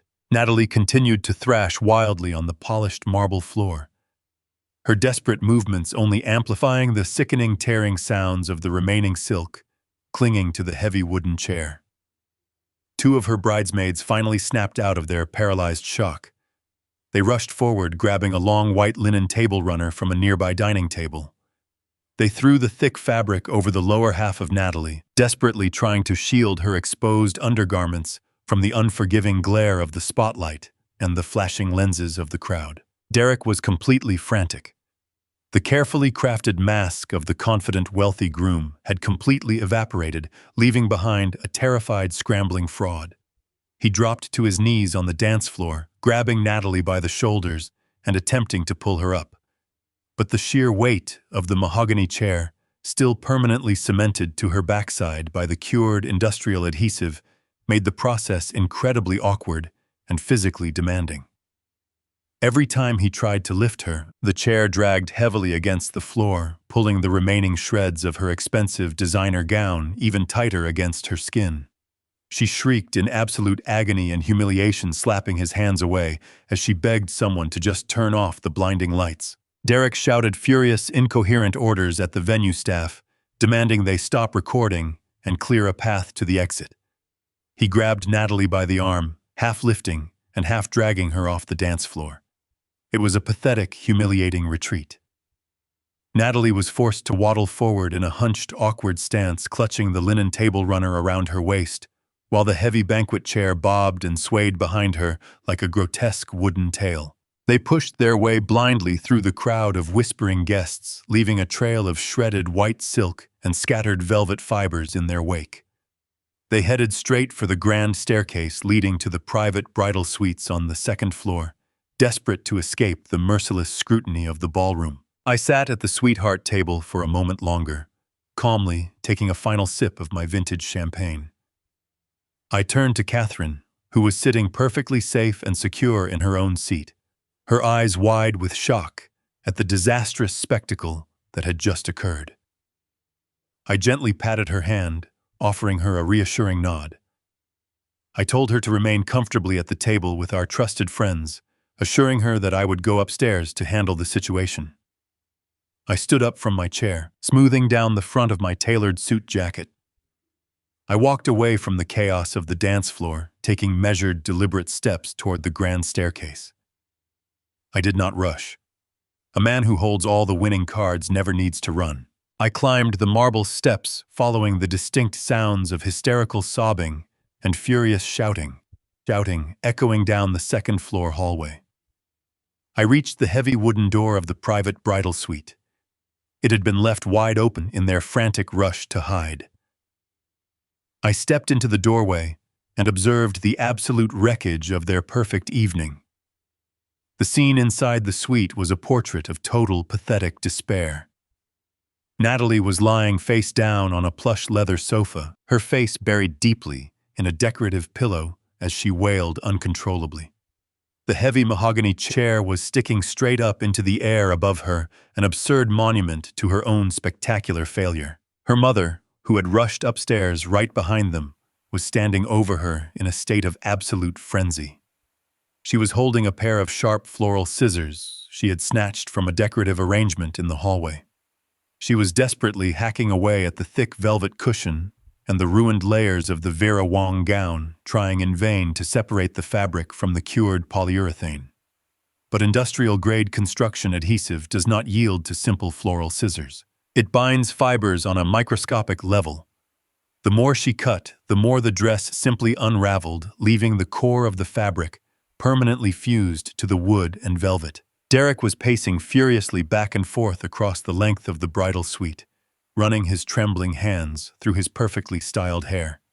His breathing was heavy and ragged, his face flushed with a mixture of profound embarrassment and boiling anger. He was searching for an outlet for his rage, someone to blame for the catastrophic destruction of his carefully manufactured public image. He stopped his pacing the exact moment he saw me standing quietly in the doorway. The fear in his eyes was instantly replaced by a desperate, aggressive defensiveness. He needed a scapegoat, and he automatically assumed I was still the clueless, accommodating father he could easily manipulate and intimidate. He stormed across the room, stopping just a few feet away from me. He pointed a shaking finger directly at my chest, his voice rising into a sharp, accusatory shout. "Look what your venue did!" he yelled, his face twisting with manufactured outrage. "Look at what happened to her dress. You picked this place.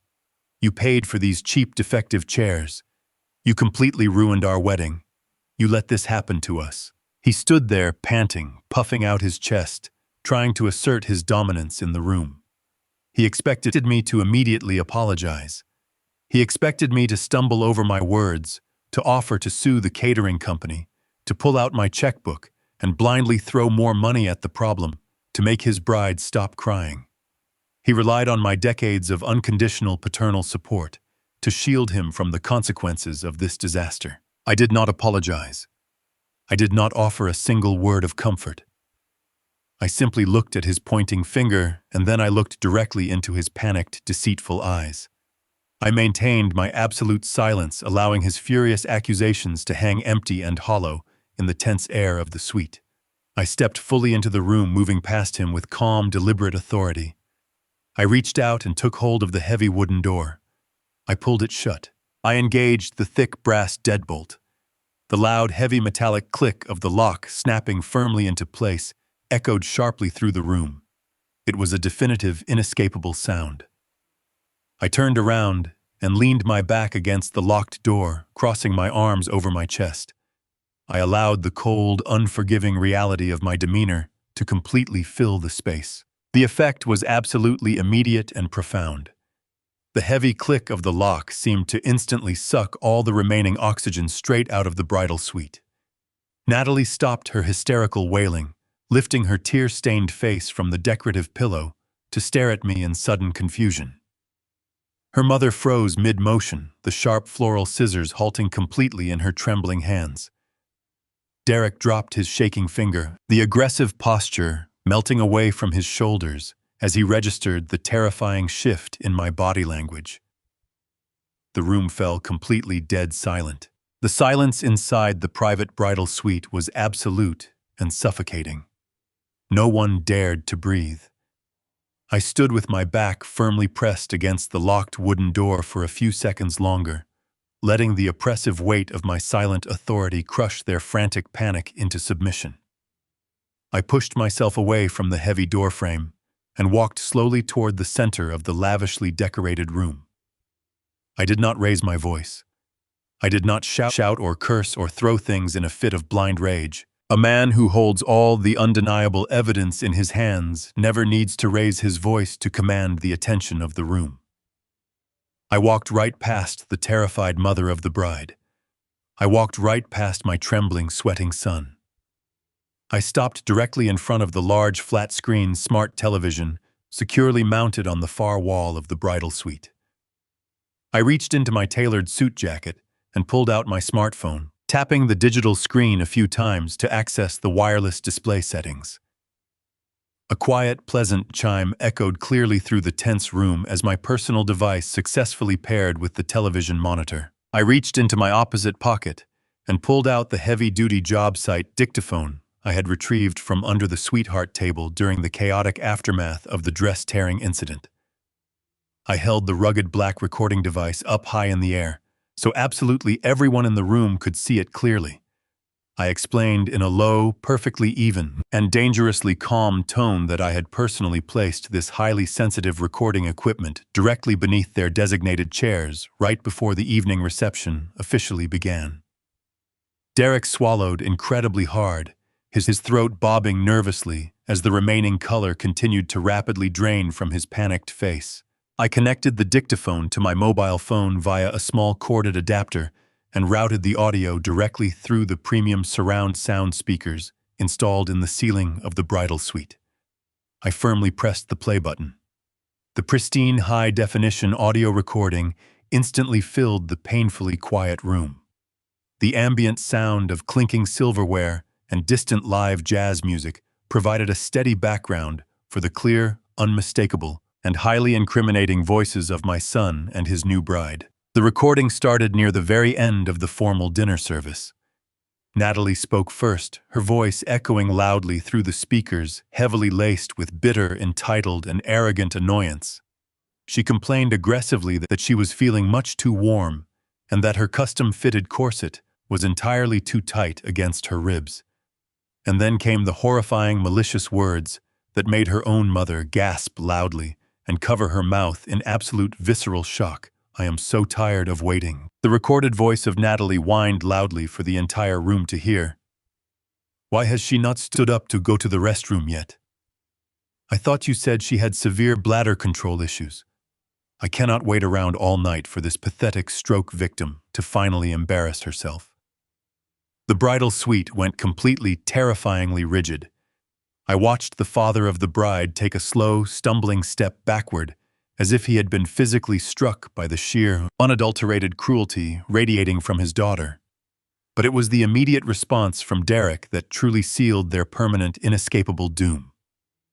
His recorded voice chuckled softly, a dark, sinister sound projecting through the high-quality speakers.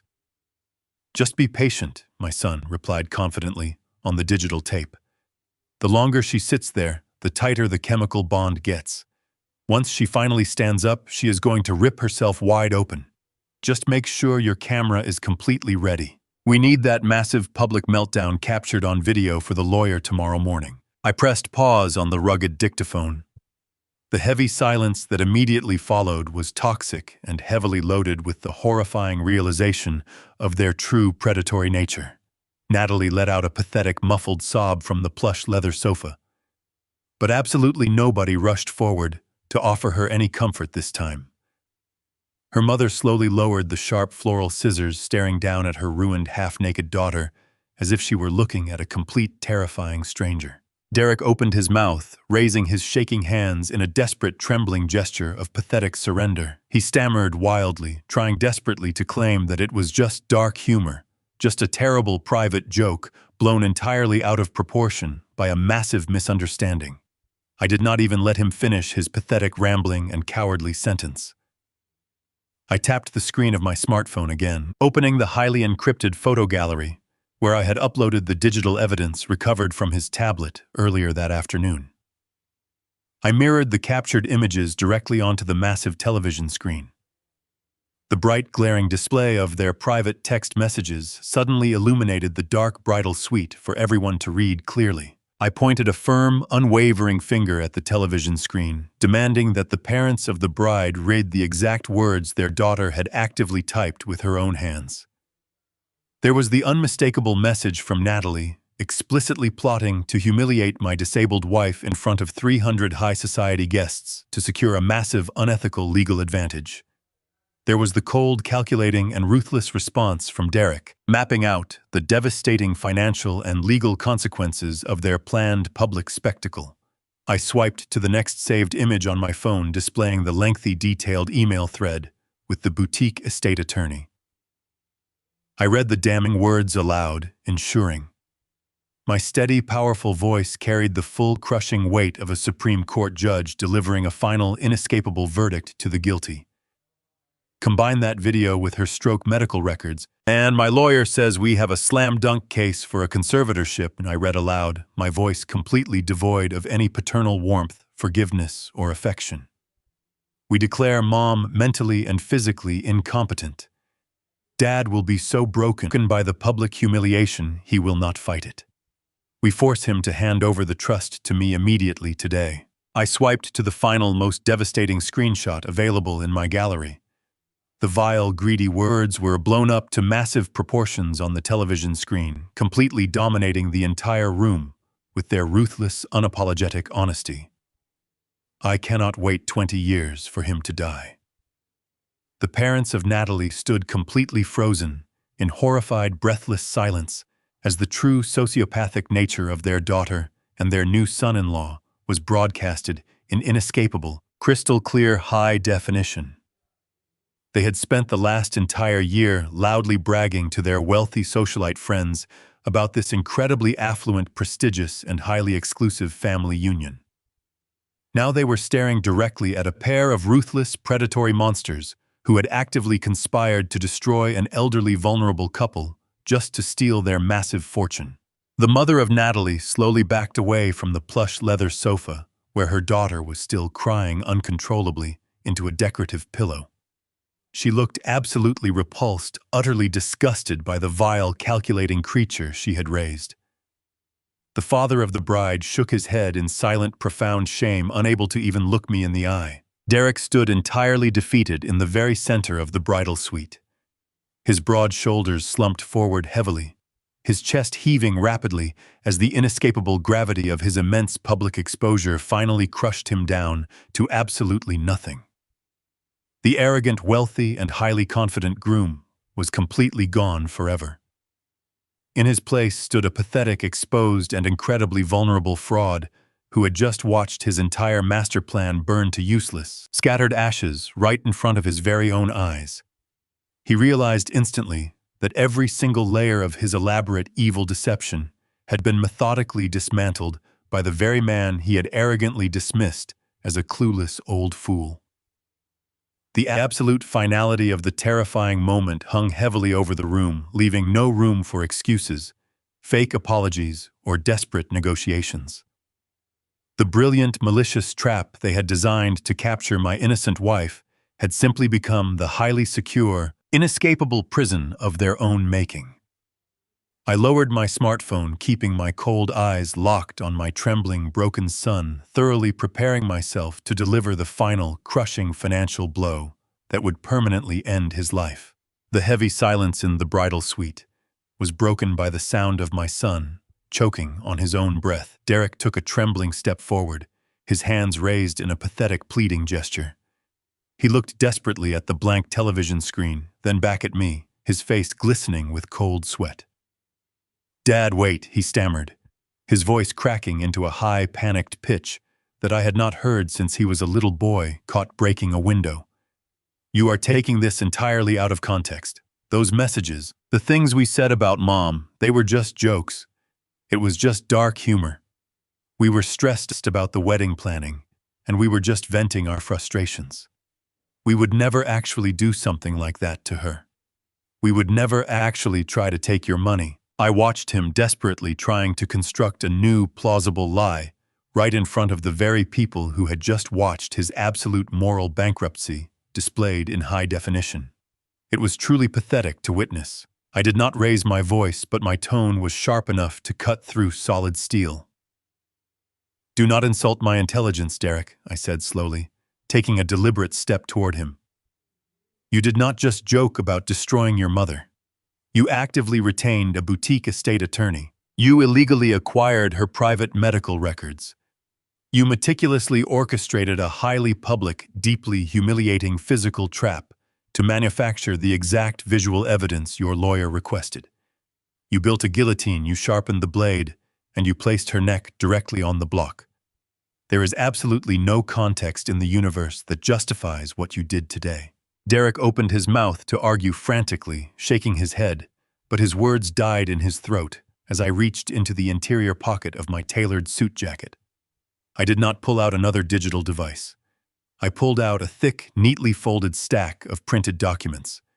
I walked over to the marble-topped vanity where Natalie had spent the morning preparing for her fraudulent fairy tale. I slammed the stack of papers down onto the smooth marble surface. The sharp smack made everyone in the room flinch simultaneously. Natalie let out a quiet, terrified whimper from the leather sofa, clutching the stolen white table runner tightly against her chest. I turned back to my son, my eyes blazing with the fierce, protective fury of a man who had spent 4 decades bleeding to build a commercial empire. If you thought your medical conservatorship plot was the only secret I uncovered today, you are vastly underestimating the man who taught you how to read a balance sheet, I stated firmly.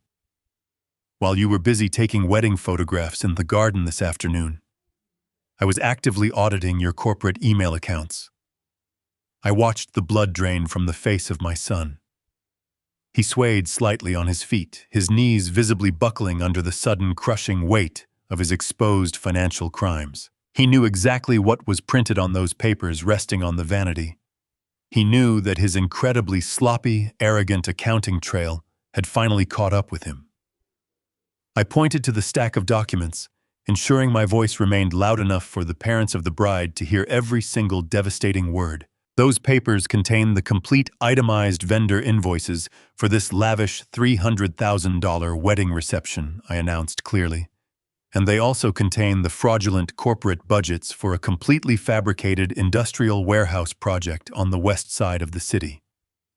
I watched the father of the bride turn his shocked gaze toward Derek. You did not pay for this wedding with your personal savings, Derek. And your new bride certainly did not pay for it with her imaginary family wealth. You systematically embezzled hundreds of thousands of dollars directly from my commercial operational accounts. You fraudulently mislabeled floral arrangements as heavy-duty landscaping. You expensed a custom designer wedding gown as industrial steel scaffolding. You actively committed massive corporate felony embezzlement to buy the approval of a woman who was eagerly plotting to destroy your own mother. Derek was physically shaking now, his entire body trembling as the catastrophic reality of his situation closed in around him. Dad, please, he begged, his voice dropping into a pathetic, desperate whisper. I can pay it back. I will work overtime. I will give you my entire salary. Just keep this in the family. Do not let the partners find out. I crossed my arms over my chest, looking at him with absolute freezing contempt. There is no salary for you to give me, Derek, I replied coldly. While you were busy putting on your expensive tuxedo, I was on a private phone call with Thomas. The mere mention of my ruthless corporate attorney made Derek physically recoil. He knew perfectly well that Thomas was a legal shark who took absolute pleasure in destroying corporate liabilities. Thomas has spent the last hour executing a complete and total financial lockdown, I informed him. Every single joint operational account you had access to is completely frozen.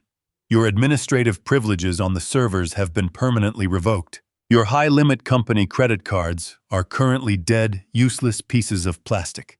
You are terminated from your position as Regional Vice President of Operations effective immediately. You no longer work for me, and you no longer represent my company at all. Natalie let out a loud, devastated wail from the sofa, realizing that the endless river of wealth she thought she had married into had just run completely dry. Derek dropped to his knees on the carpeted floor of the bridal suite, his hands clutching the sides of his head in a portrait of total, unadulterated despair. But I was not finished. I stepped closer to him, towering over his kneeling form, ensuring that my final words would be permanently burned into his memory. But firing you is simply an administrative necessity, I continued, my voice dropping into a low, dangerous register. A crime has been committed against my company, and I do not sweep felony embezzlement under the rug to protect a thief, even if that thief shares my last name. Thomas is currently compiling the fraudulent invoices and the fake project budgets into a comprehensive formal criminal complaint. That detailed file will be sitting on the desk of the Financial Crimes Division of the Police Department the moment their doors open on Monday morning. Derek looked up at me, his eyes wide with a terror so profound it almost looked like madness. Dad. No, he cried out, tears finally spilling down his cheeks. You cannot send me to prison. I am your only son. You cannot do this to me. I looked down at him, feeling absolutely no pity, no regret, and no hesitation. You made your choices, Derek. You decided that money was more important than the safety of your own mother. You decided that my lifetime of hard work was just a resource for you to steal. You wanted to play the role of a ruthless predator, but you were nothing more than a sloppy, arrogant amateur. I leaned down slightly, bringing my face closer to his, delivering the final, inescapable verdict that would permanently end his life as he knew it. You wanted to declare someone incompetent to steal a fortune. I asked, my voice echoing through the silent, horrified room. Try doing that with a felony conviction. The weight of my final sentence hung heavily in the air. Derek stared up at me from his knees, his eyes wide with terror. The realization that his master plan had collapsed fractured his facade of arrogance. He reached out with trembling hands, grasping my tailored suit trousers. He begged me with a cracked voice, pleading for his freedom, pleading for the father he spent months plotting to destroy. Dad, please, you cannot do this. He sobbed, tears streaming down his pale cheeks. I am your flesh and blood. You cannot send your own son to federal prison. I will sign away my rights to the trust. Just please call Thomas and tell him to stop the criminal complaint. I looked down at the weeping man kneeling before me. For my entire adult life, I worked tirelessly to provide this boy with every conceivable advantage. I sacrificed my own time, energy, and peace of mind to ensure he would never experience the brutal hardships I faced building my commercial contracting empire from the dirt up. I gave him the world on a silver platter, and he responded by attempting to construct a legal guillotine for my disabled wife. I searched my heart for a shred of paternal sympathy. I felt nothing. The well of unconditional love was bone dry. The pathetic man groveling at my feet was no longer my child. He was just a convicted felon waiting patiently for the police authorities to arrive today. I calmly reached down and peeled his trembling fingers off my trousers, brushing the fabric smooth with a deliberate, dismissive gesture. You lost the right to call yourself my son the moment you decided to weaponize the medical trauma of your mother for personal financial gain.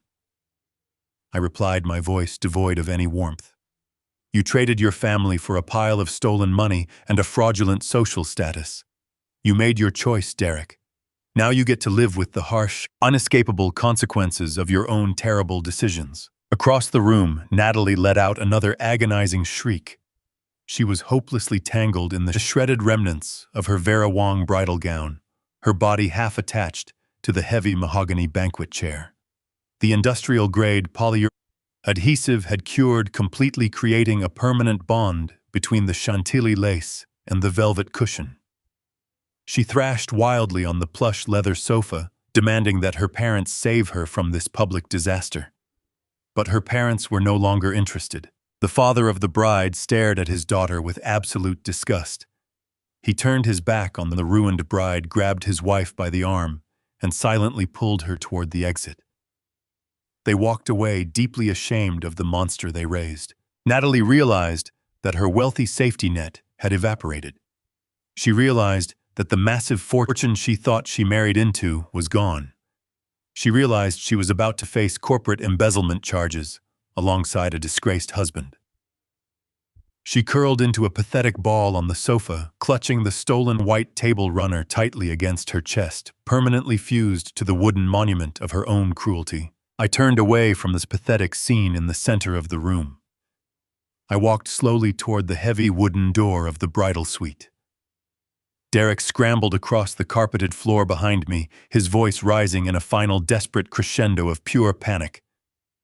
"Dad, do not walk out that door," he screamed, his voice cracking violently. "If you leave now, my life is completely over. Please, I am begging you, do not leave me here like this." I did not pause my stride. I reached out and firmly grasped the cold brass deadbolt I engaged just a few short minutes ago. I twisted the heavy metal mechanism, pulling the lock back with a sharp click. I grabbed the ornate handle and pulled the heavy door wide open, revealing the brightly lit hallway beyond. I did not look back over my shoulder. I did not offer a single word of farewell. I stepped out of the bridal suite and let the heavy wooden door swing shut behind me, severing my ties to that room and the people inside it permanently. I walked down the hallway, my head held high. I reached the marble staircase and began my descent. The chaotic atmosphere in the massive foyer had shifted significantly. The shock of the dramatic dress-tearing incident had morphed into a restless hive of wealthy socialites, whispering eagerly about the spectacular public ruin of the newlyweds. Groups of elegantly dressed guests stood in tight circles holding their smartphones, actively sharing the video footage of the bride crashing to the floor with a chair cemented to her back. I ignored the staring eyes and hushed whispers of the crowd. I walked with calm purpose through the towering floral arrangements and back into the grand ballroom. The live jazz band was packing up their brass instruments, the festive mood completely shattered by the earlier pandemonium. Waiters were silently clearing away the remaining crystal champagne flutes. I navigated through the labyrinth of circular dining tables, my eyes focused entirely on the raised platform at the very front of the sprawling room. Catherine was sitting perfectly upright in her designated chair, looking incredibly regal and fiercely composed, despite the madness swirling around her. Her beautiful custom silk gown draped flawlessly around her legs, completely untouched by the malicious chemical trap I successfully dismantled. She watched me approach, her kind eyes searching my face for a sign of distress. I reached the table and stopped directly in front of her. I offered her a warm, genuine, and deeply reassuring smile. I unbuttoned my tailored suit jacket and slipped it off my shoulders. I draped the heavy fabric carefully around her delicate shoulders. I leaned down, pressing a soft kiss against her forehead. "Are you ready to go home, my love?" I asked quietly. She reached up and patted my cheek. "I am perfectly ready," she replied, her voice steady. She grabbed her polished wooden cane and pushed herself up from the table. She stood tall and strong, free from the toxic snare they laid for her. I offered her my arm. She linked her hand through mine. We turned our backs on the lavish sweetheart table, walking slowly down the center aisle of the grand ballroom. The remaining guests parted like the sea, offering us a wide path to the exit.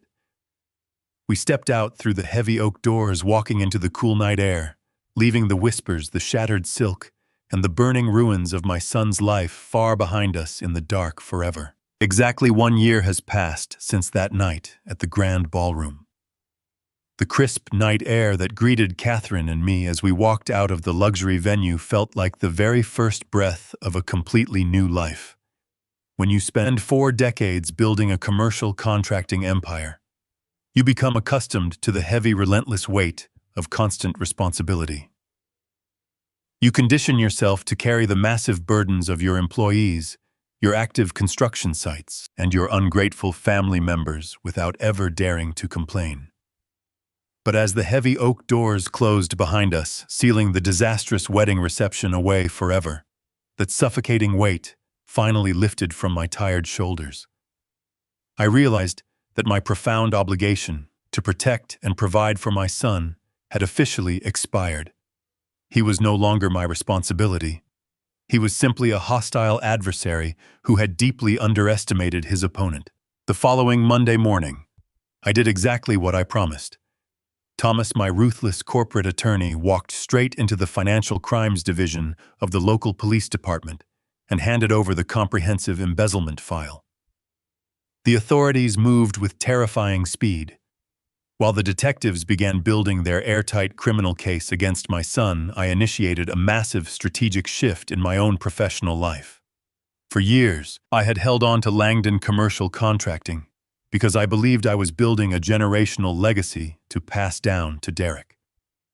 With that toxic illusion permanently shattered, there was absolutely no reason to keep grinding myself down in the demanding world of commercial construction. I quietly put my entire company up for sale. Because the business was highly profitable, fundamentally sound, and completely purged of the financial rot Derek had temporarily introduced, it attracted multiple aggressive buyers within weeks. I eventually sold the corporation to a massive national development conglomerate for a staggering 8-figure profit. I took that influx of liquid capital, combined it with my existing wealth, and completely restructured the Langdon Trust. I ensured that the financial firewall Thomas built around Catherine and me was absolutely impenetrable. While I was busy liquidating my assets and securing a stress-free retirement, Derek was experiencing the brutal, unforgiving reality of the criminal justice system. The formal investigation into his fraudulent warehouse project was swift and devastating. The digital paper trail he left behind was incredibly sloppy, a clear testament to his blinding arrogance. He had genuinely believed that simply hiding behind my forged signature would shield him from all accountability. Instead, it provided the federal prosecutors with a perfect, undeniable timeline of his felony embezzlement. When the authorities presented him with the overwhelming mountain of financial evidence, his expensive defense attorney advised him to take a plea deal. Derek ultimately pleaded guilty to multiple counts of corporate fraud and grand theft. He is currently sitting in a federal holding facility, awaiting his final sentencing hearing next month. The presiding judge has already indicated that he is facing a mandatory minimum sentence of 7 to 10 years in federal prison. There will be no leniency, no wealthy father swooping in to pay his restitution, and no luxurious safety net waiting for him when he finally gets out. He traded a lifetime of guaranteed security and family support for a few months of stolen luxury and the sickening thrill of plotting against his own mother. I is now learning the profound difference between a temporary victory and a permanent, devastating defeat. Natalie did not fare much better in the aftermath of her spectacular public humiliation.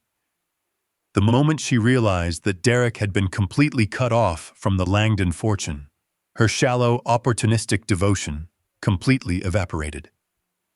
She filed for a rapid divorce just 3 weeks after the disastrous wedding reception, desperately trying to legally distance herself from his pending criminal charges and his massive financial liabilities. However, her cowardly attempt to save herself did not protect her from the crushing weight of her own terrible decisions.